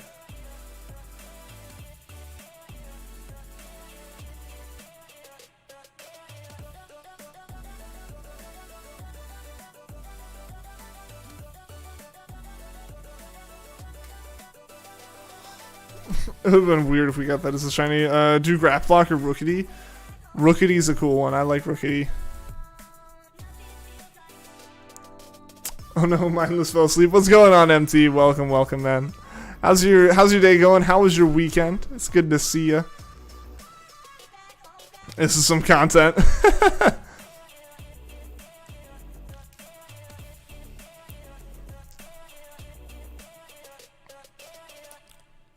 Imagine getting raided while you're just like asleep on stream. I'm just that good, Vanillix. I'm just that good. Your friend's favorite is Bunnelby? Nice. Nice. That's cool. Yeah, my favorite shiny is still Milotic. Hands down. I'm doing good. Fun weekend, Howie. My weekend was really fun, too. My weekend was actually really fun. My friend got married, so I was out at the wedding. Yeah, it was busy. It was a fun busy, though, right? Like, looking back on it, it's like we did a lot of stuff, and there's a lot to kind of, like, look at and remember with it and everything, so. It was a good time. It was a very good time. It was just very exhausting at the end of the day, right? Like, flying out, then hanging out that night, and then doing the whole wedding, which basically I was, like, one of the groomsmen, so I was, like... So, like, we got, like, brunch, then we went to the wedding venue, and we had, like, 2 hours where we were kind of we weren't really doing much. Then after that 2 hours, we went out and did a small little thing. I was like, okay, cool. And then we came back in, and we had to get ready for pictures, which immediately happened. And then we had to just kind of do the final touches before the actual ceremony. And then the ceremony happened, and then we went and took more pictures, and then we could finally sit down for a minute. So what I thought was going to be like 30 minutes maybe of standing up and doing something turned into like 4 hours of just going. But it was all for a good cause. It was all for a good reason. And, you know, it was a blast. It was good seeing my buddy have a good day like that, you know. Did I go in my Ash suit? I should have. I don't think my friend would have let me up there then. I would have just been murdered by the wedding planner if that was the case. Like, she put all this time to get everything right, and then one of the groomsmen just shows up in like a Halloween costume. He's like, "No, get on a plane, go home."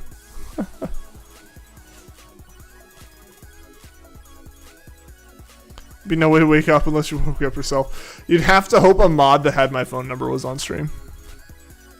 Say you should hunt the bird. I did say you should hunt the bird, Jake. Wedding party definitely exhausting. Yeah. This is the first time I've actually been part of a wedding that I've gone to. Usually I just kind of show up, like, clap and see it all happen, and then, like, go eat food. Not this time, though. Nah, it was great. It was really great. No, like, everything about it was really good. I mean, meeting a lot of my friends, like, other friends that, you know, he met in college and everything, and, like, all these different places he met people was great. Being able to kind of say, hey, I'm the reason that this wedding's happening was always fun always a fun thing to throw out, because I wasn't the only one throwing it out. The groom threw it out several times as well, so I was like, haha. I feel important. Nah, so like, but it was genuinely a good time. And yeah, just seeing the two of them like incredibly like overcome with emotion and everything during the ceremony was genuinely like the highlight of the weekend. Obviously, that's the whole reason we were out there. But yeah, no, that was one of the best things. Yeah, that was great. It was really great. Glad I got to be out there for it. Calls me, wake up, you're on stream. Be impressed that I got all the way to being on stream without knowing it. Mindlessenigma. True, maybe I am an imposter. Did Ian dance? A little bit. Not as much as our other friend who was there. We actually, he usually was the one who, like, every dance, like, from, like, middle school dances onwards was the one who just notoriously, like, went way harder than everyone else. Because just, like, middle school dances, I think he just, like, was like, woo, it's a dance, I'm going to do it. Like, for him, it was almost from, like, a perspective, I feel like, at the time of, like, I paid money to be here, I'm going to dance. So that, like, you know, prom, he just, like, was the energy of his part of the dance floor. Like, and so obviously, you know, that comes up, and one of the songs that plays post, like, you know, like the couple comes out and they do their first dances and stuff, and then, you know, like with the bride's father and the groom's mother and those kind of things happen. Then they put, like, just other, like, actual, just, hey, everyone come out and dance move, and, like, everyone went back inside and ate cake and all that. Then no one was out on the dance floor until Cha-Cha Slide came on, and my buddy tried to go out there to dance. Because a bunch of pictures were still happening, like at the altar, that was, like, looked out towards the dance floor. So it was, yeah, so, like, Cha-Cha Slide came on, I was like, heck yeah, and he was, like, half dancing, going from our table to out the door, and then he stopped and came back and said, there's no one else out there. So we paid him $20. I say we, like it wasn't one guy specifically, but one guy sitting at our table specifically paid him $20 to make continuous eye contact with the groom while he was taking family pictures, like super serious with the photographers, and just, like, make eye contact and do the Cha-Cha Slide on his own out there. And that was enough energy to get the entire, like, dance floor going. Probably did a grandma dance. Excuse me. Probably, yeah. I don't know what it would count as, but probably. Who you dance with? My cupcake. my slice of cake and my cupcake. Gangnam Style. Nah, it was not a wedding from 2012. Hey, look at me, I'm Pickle Ian. I don't know when I turn into a pickle. I've been hunting this for a bit. Indeed, we have, yeah. I was expecting this to kind of be like, when it did take longer than October, I was expecting it to be like a day or two of overflow, not an entire week. But yeah, we're still going for this thing. And at this point, I'm determined. If we get nothing else between now and BDSP, we're getting this Drifloon. You know, like, I feel like at this point, this is what we're set going for. Barely moved his body. Yeah, you got me. You got me.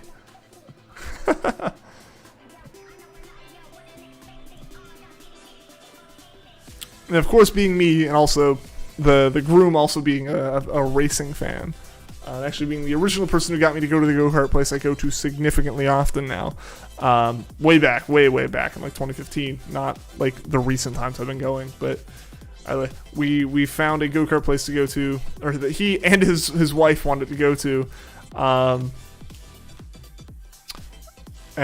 we went there. Unfortunately, we couldn't do more than like 2 races, because, like, I had to catch a flight with another one of the guys who weren't hanging out for a lot more of the bar stuff. Last night.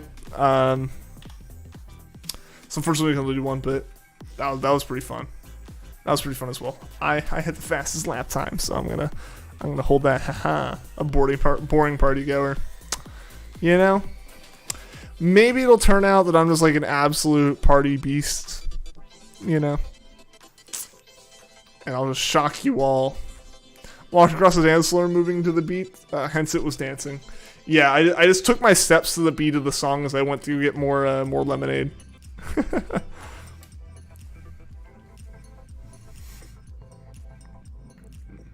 Yeah, no, it was a good weekend. It was a very good weekend. I'm just very tired from it.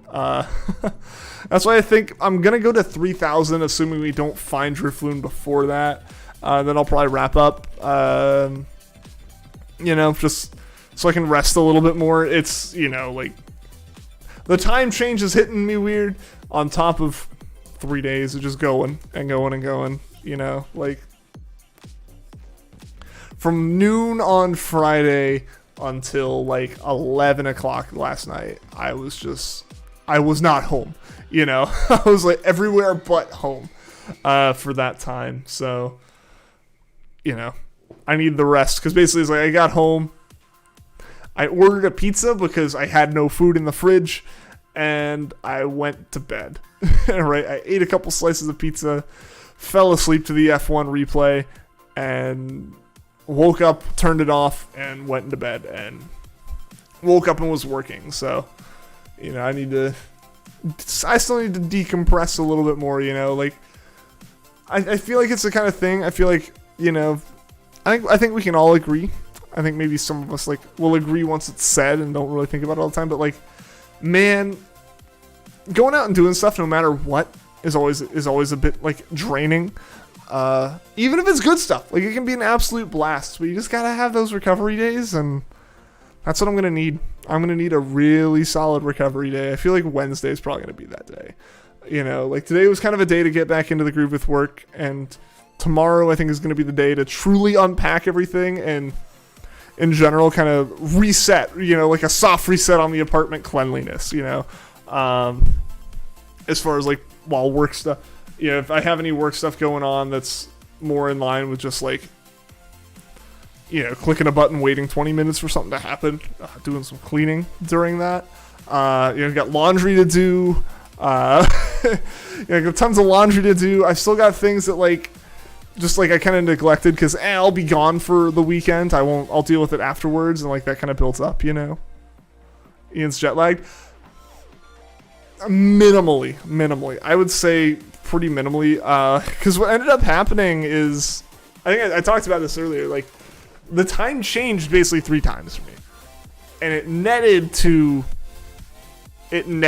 like one flight there. Like, the flight there had a time change, and that's the time change that is now stuck with me returning. As far as, like, it is a different, I feel like I'm as jet lagged as anyone else has been the past couple days. I would definitely attribute way more of the tiredness to just, we were up till effectively what was 3 a.m. for me, which was still very late there, right? Like basically, like, Friday night, we kind of had, like, his impromptu bachelor party, because originally the plan for this wedding was, like, April, but some work things happened for him, so it had to be now, in order for, like, his wife to go with him. And he'd be gone for his own wedding if it was not earlier, so they changed it. But yeah, so his kind of impromptu bachelor party was at a bar and basically stayed till, like, last call, and that was, like, 2 a.m. So it was late, and then we had to get an Uber, and the groom was going back to his house, the rest of us were going back to a hotel.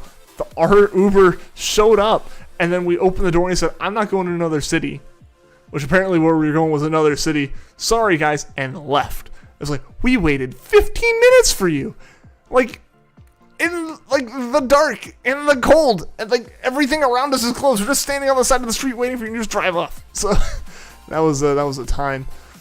Imagine seeing Ian on a plane, M2 would faint. I would stand out a lot. I was very happy.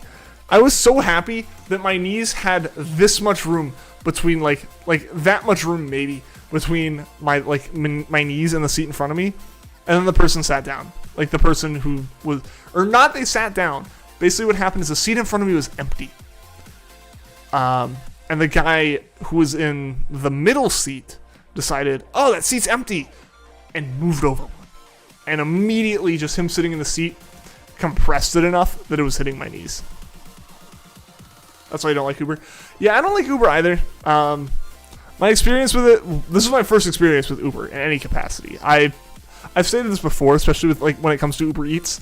Why would I pay someone to do the thing that I like to do the most?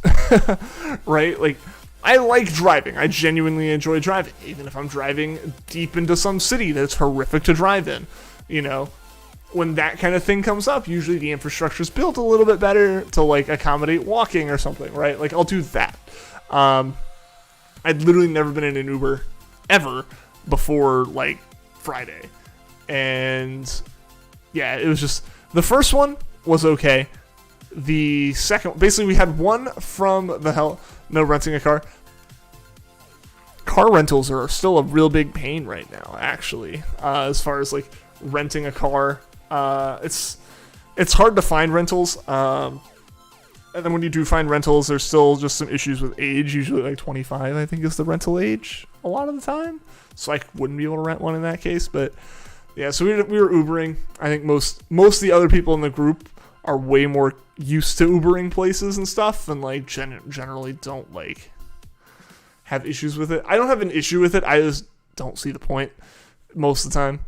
This is one of the few times I did see the point. But yeah, our Uber from the airport to the hotel was pretty average, I would say. A few of the lights were on his dash, concerningly, I think.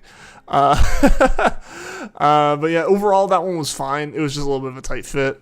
The next one, from the hotel to the bar, was not a tight fit. It was very nice, but after barely striking up any amount of conversation, the guy decided to open Facebook and show us a picture like his cousin sent or something while going down the highway at highway speed, 70 miles an hour. And he's just going and scrolling through his Facebook notifications to find a picture to show us. It's like, it ended up not even proving his point of what he was trying to. It was very strange, and his windshield was cracked and stuff. It was very weird. Yeah, just very strange overall. And then we had the issue with the one Uber leaving on the way back. Fortunately, our Uber showed up a minute before our buddies, who was also going relatively close to where we were going. So we were able to hop in his, and he's like, "Hey, by the way, when you get to my stop, they're gonna stay in the car and just order another one from you." I'm like, "All right, cool."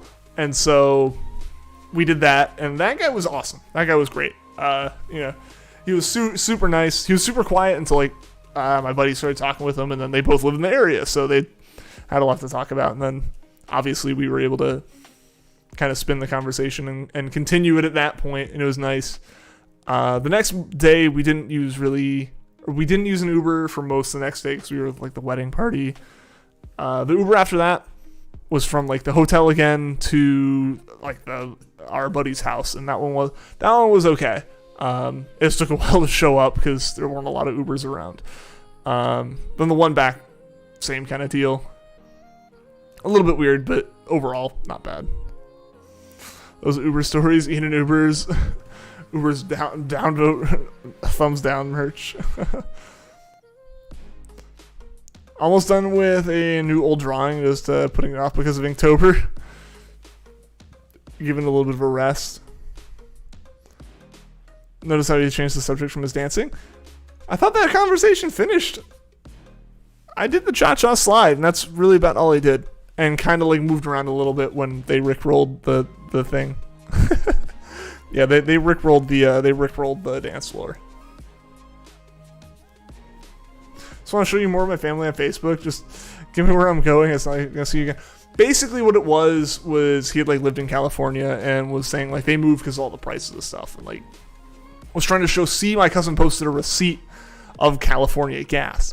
To pull up a receipt for gas that was very reasonably priced in Oregon, and just he's just staring at his phone. He's leaning in to read the details on the receipt and stuff. It's dude. It's fortunately the road was straight, but when he rickrolled me on stream, vaguely.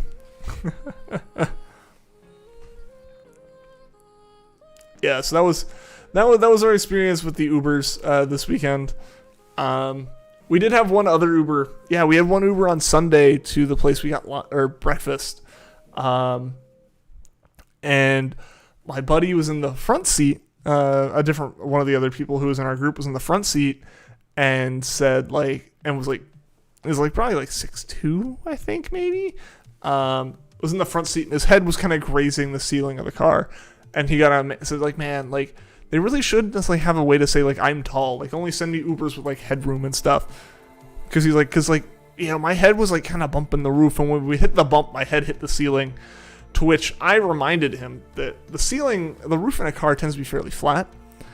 And in this car, the back seats were 3 inches taller higher and closer to the ceiling than the front seat.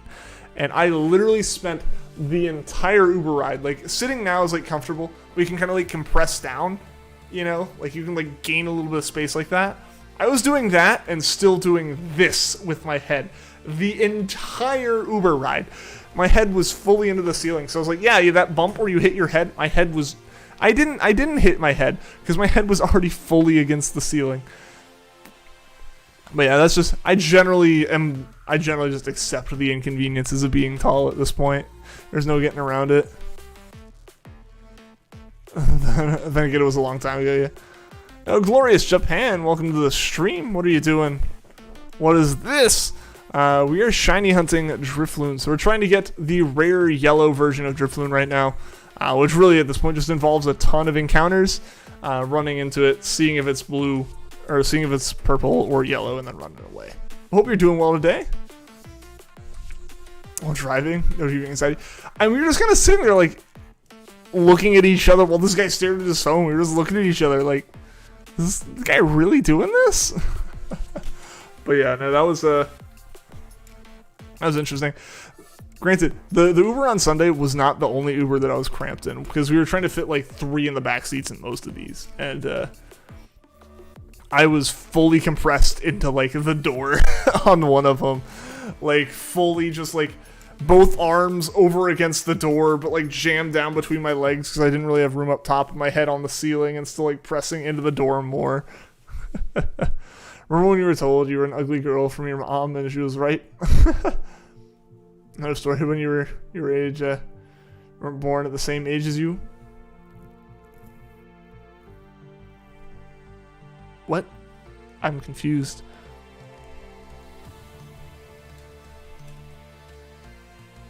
They also need to start making cars with more headroom in general. I mean, there's a reason that like most people are buying like crossovers. It's to be taller up, and it's to be just taller and higher up in general. I mean, it'd be nice. It'd be nice if they made them with more headroom, but like,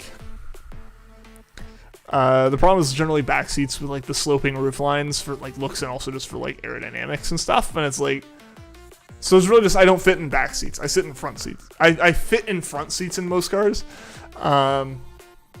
Weirdly though, there are some cars that like my dad has a truck that his like the driver's seat can go up and down a little bit, which is really nice. So you know you can like lower yourself down if you're hitting your head, or if like you're too short to see over the steering wheel, you can lift it up.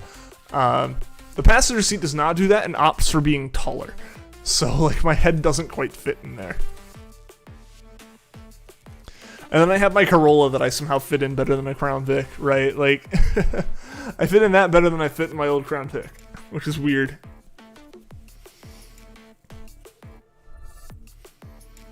At the time you sat on a frog, it changed your life? Another story, you had a cow friend, now lives in your belly. Another story, never gonna give you up. No. How dare you do this to me, Juan? How dare you try to rickroll me with story bombing?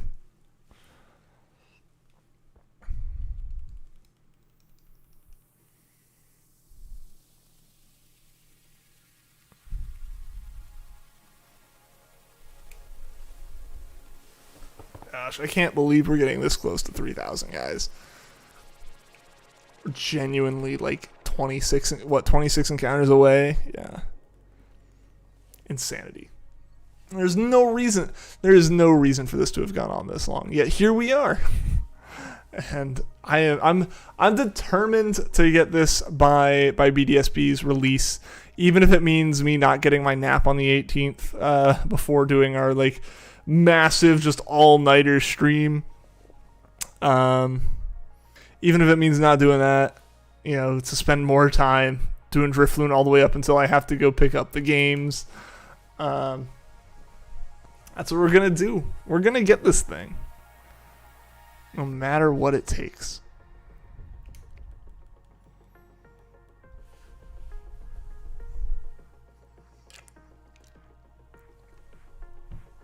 Another story, another rickroll has happened on this day.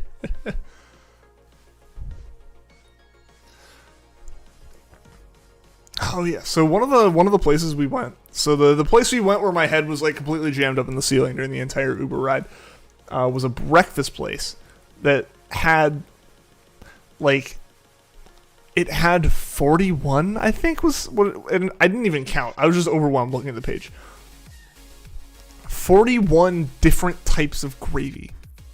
Like, the whole idea is like you ordered it and then it just shows what gravy went on it. And it's like expecting like, you know, yeah, maybe a couple options, right? Like there's just like the normal like original like kind of brown gravy, and you got like white gravy and stuff. I'm like, That's about the extent of my knowledge of gravy as a food. But this place just straight up had like 40, like literally, like there was the menu you looked at that had all the foods you could order. I had all the different meals you could order and stuff, and all of them said like with your choice of gravy and stuff. And it's like, okay. And we found it was like, okay, so I guess like you just kind of say like brown gravy or whatever. But then we all took each of our menus, and like the last people arrived at the table and took their menu. We found another like single sheet menu underneath, which was like your drink options and an entire side dedicated to the types of gravy available. Almost at 30% to top hat. I don't want to be though. I really don't want to get to top hat. But yeah, so that was insanity. And then we all ordered, and like a couple people ordered extra biscuits because biscuits are always good, right? And like, you know, like yeah, biscuits, right? Like that big, you know. And it's like, all right, yeah, get a couple of those. No. You did not need extra of anything at this place. It was insane. It was very much a family diner. Very much homemade. Apparently, if you got a steak, don't worry, it's fresh. There's a butcher in the back cutting it for you, kind of thing, right? Like that. Like the people cleaning the tables were just the kids of the waitresses and stuff. Like it was very, very like family run, and it was nice. It was very nice. It was very good. If I lived anywhere near that place, I would go back. But it was phenomenal. It was very, very good.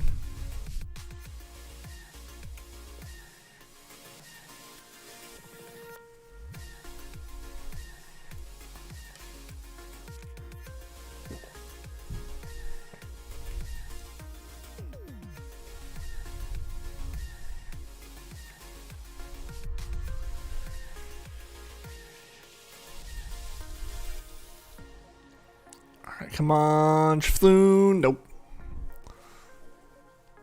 Dang it.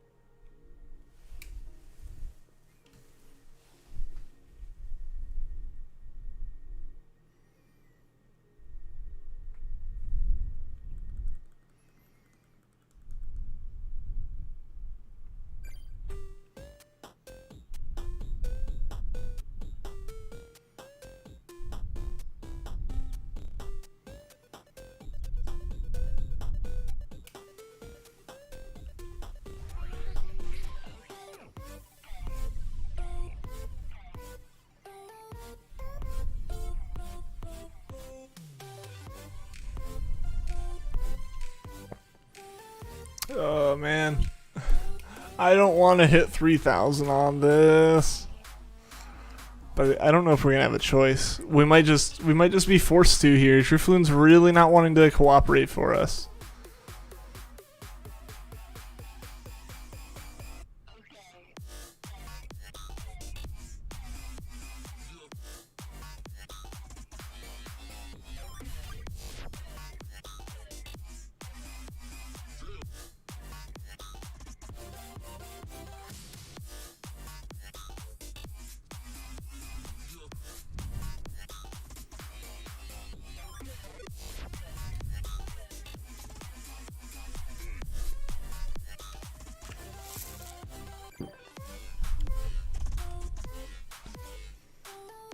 I didn't mean to do that. No.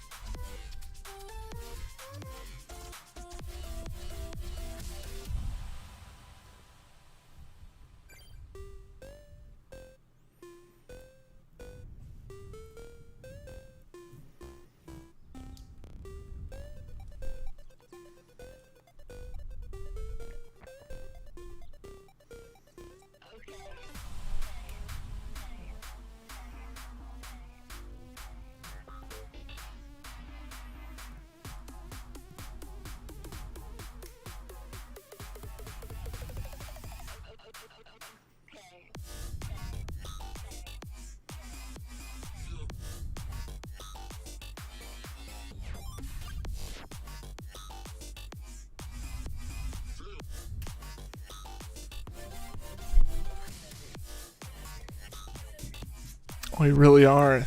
We really are single digits away from 3K now. Why, Drifloon, do you torment me so? You're such a cool shiny. Why do you gotta be a complete jerk like this?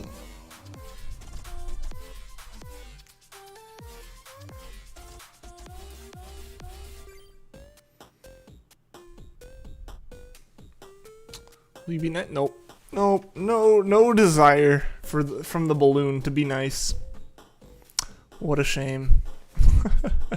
It really do just like feel like, nah, I don't feel like playing your games here.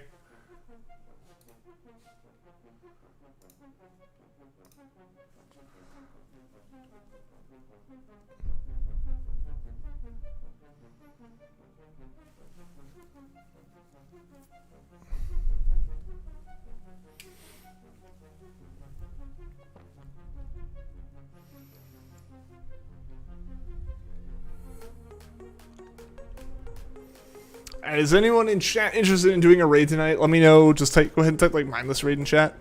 I want to see if we got enough people here who are interested in doing a raid for us to do one. Yeah, because we got a few more encounters here. Like I said, we're going to 3,000. I know we're not going all the way to the 10 o'clock, like 3-hour stream we usually do, but those people have mentioned jet lag. And just in general, being very tired from this weekend. So I want to see if we got some people to do a raid before I attempt posting a link and such.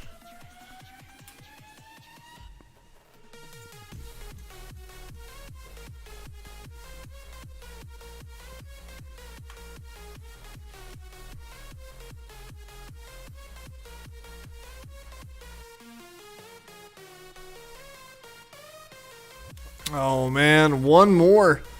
One more. Will we get lucky? Will we find it right on 3,000?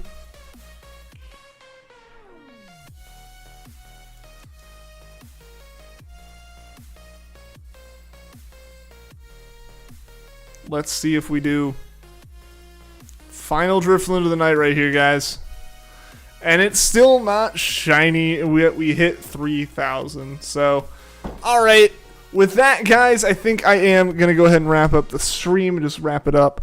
Thank you guys so much for being here. Thank you to anyone that liked, anyone that subscribed. A big thank you to Fusro Dab for the raid, and a big thank you to Chozo M for becoming a member at the Decidueye level. I appreciate that greatly.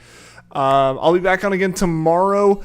Hopefully, we're going to be going for like the actual 3 hours tomorrow now that we're kind of going to settle back into a routine, and then we will be getting very, very close to Brilliant Diamond and Shining Pearl being here. But guys, thank you again so much for being here.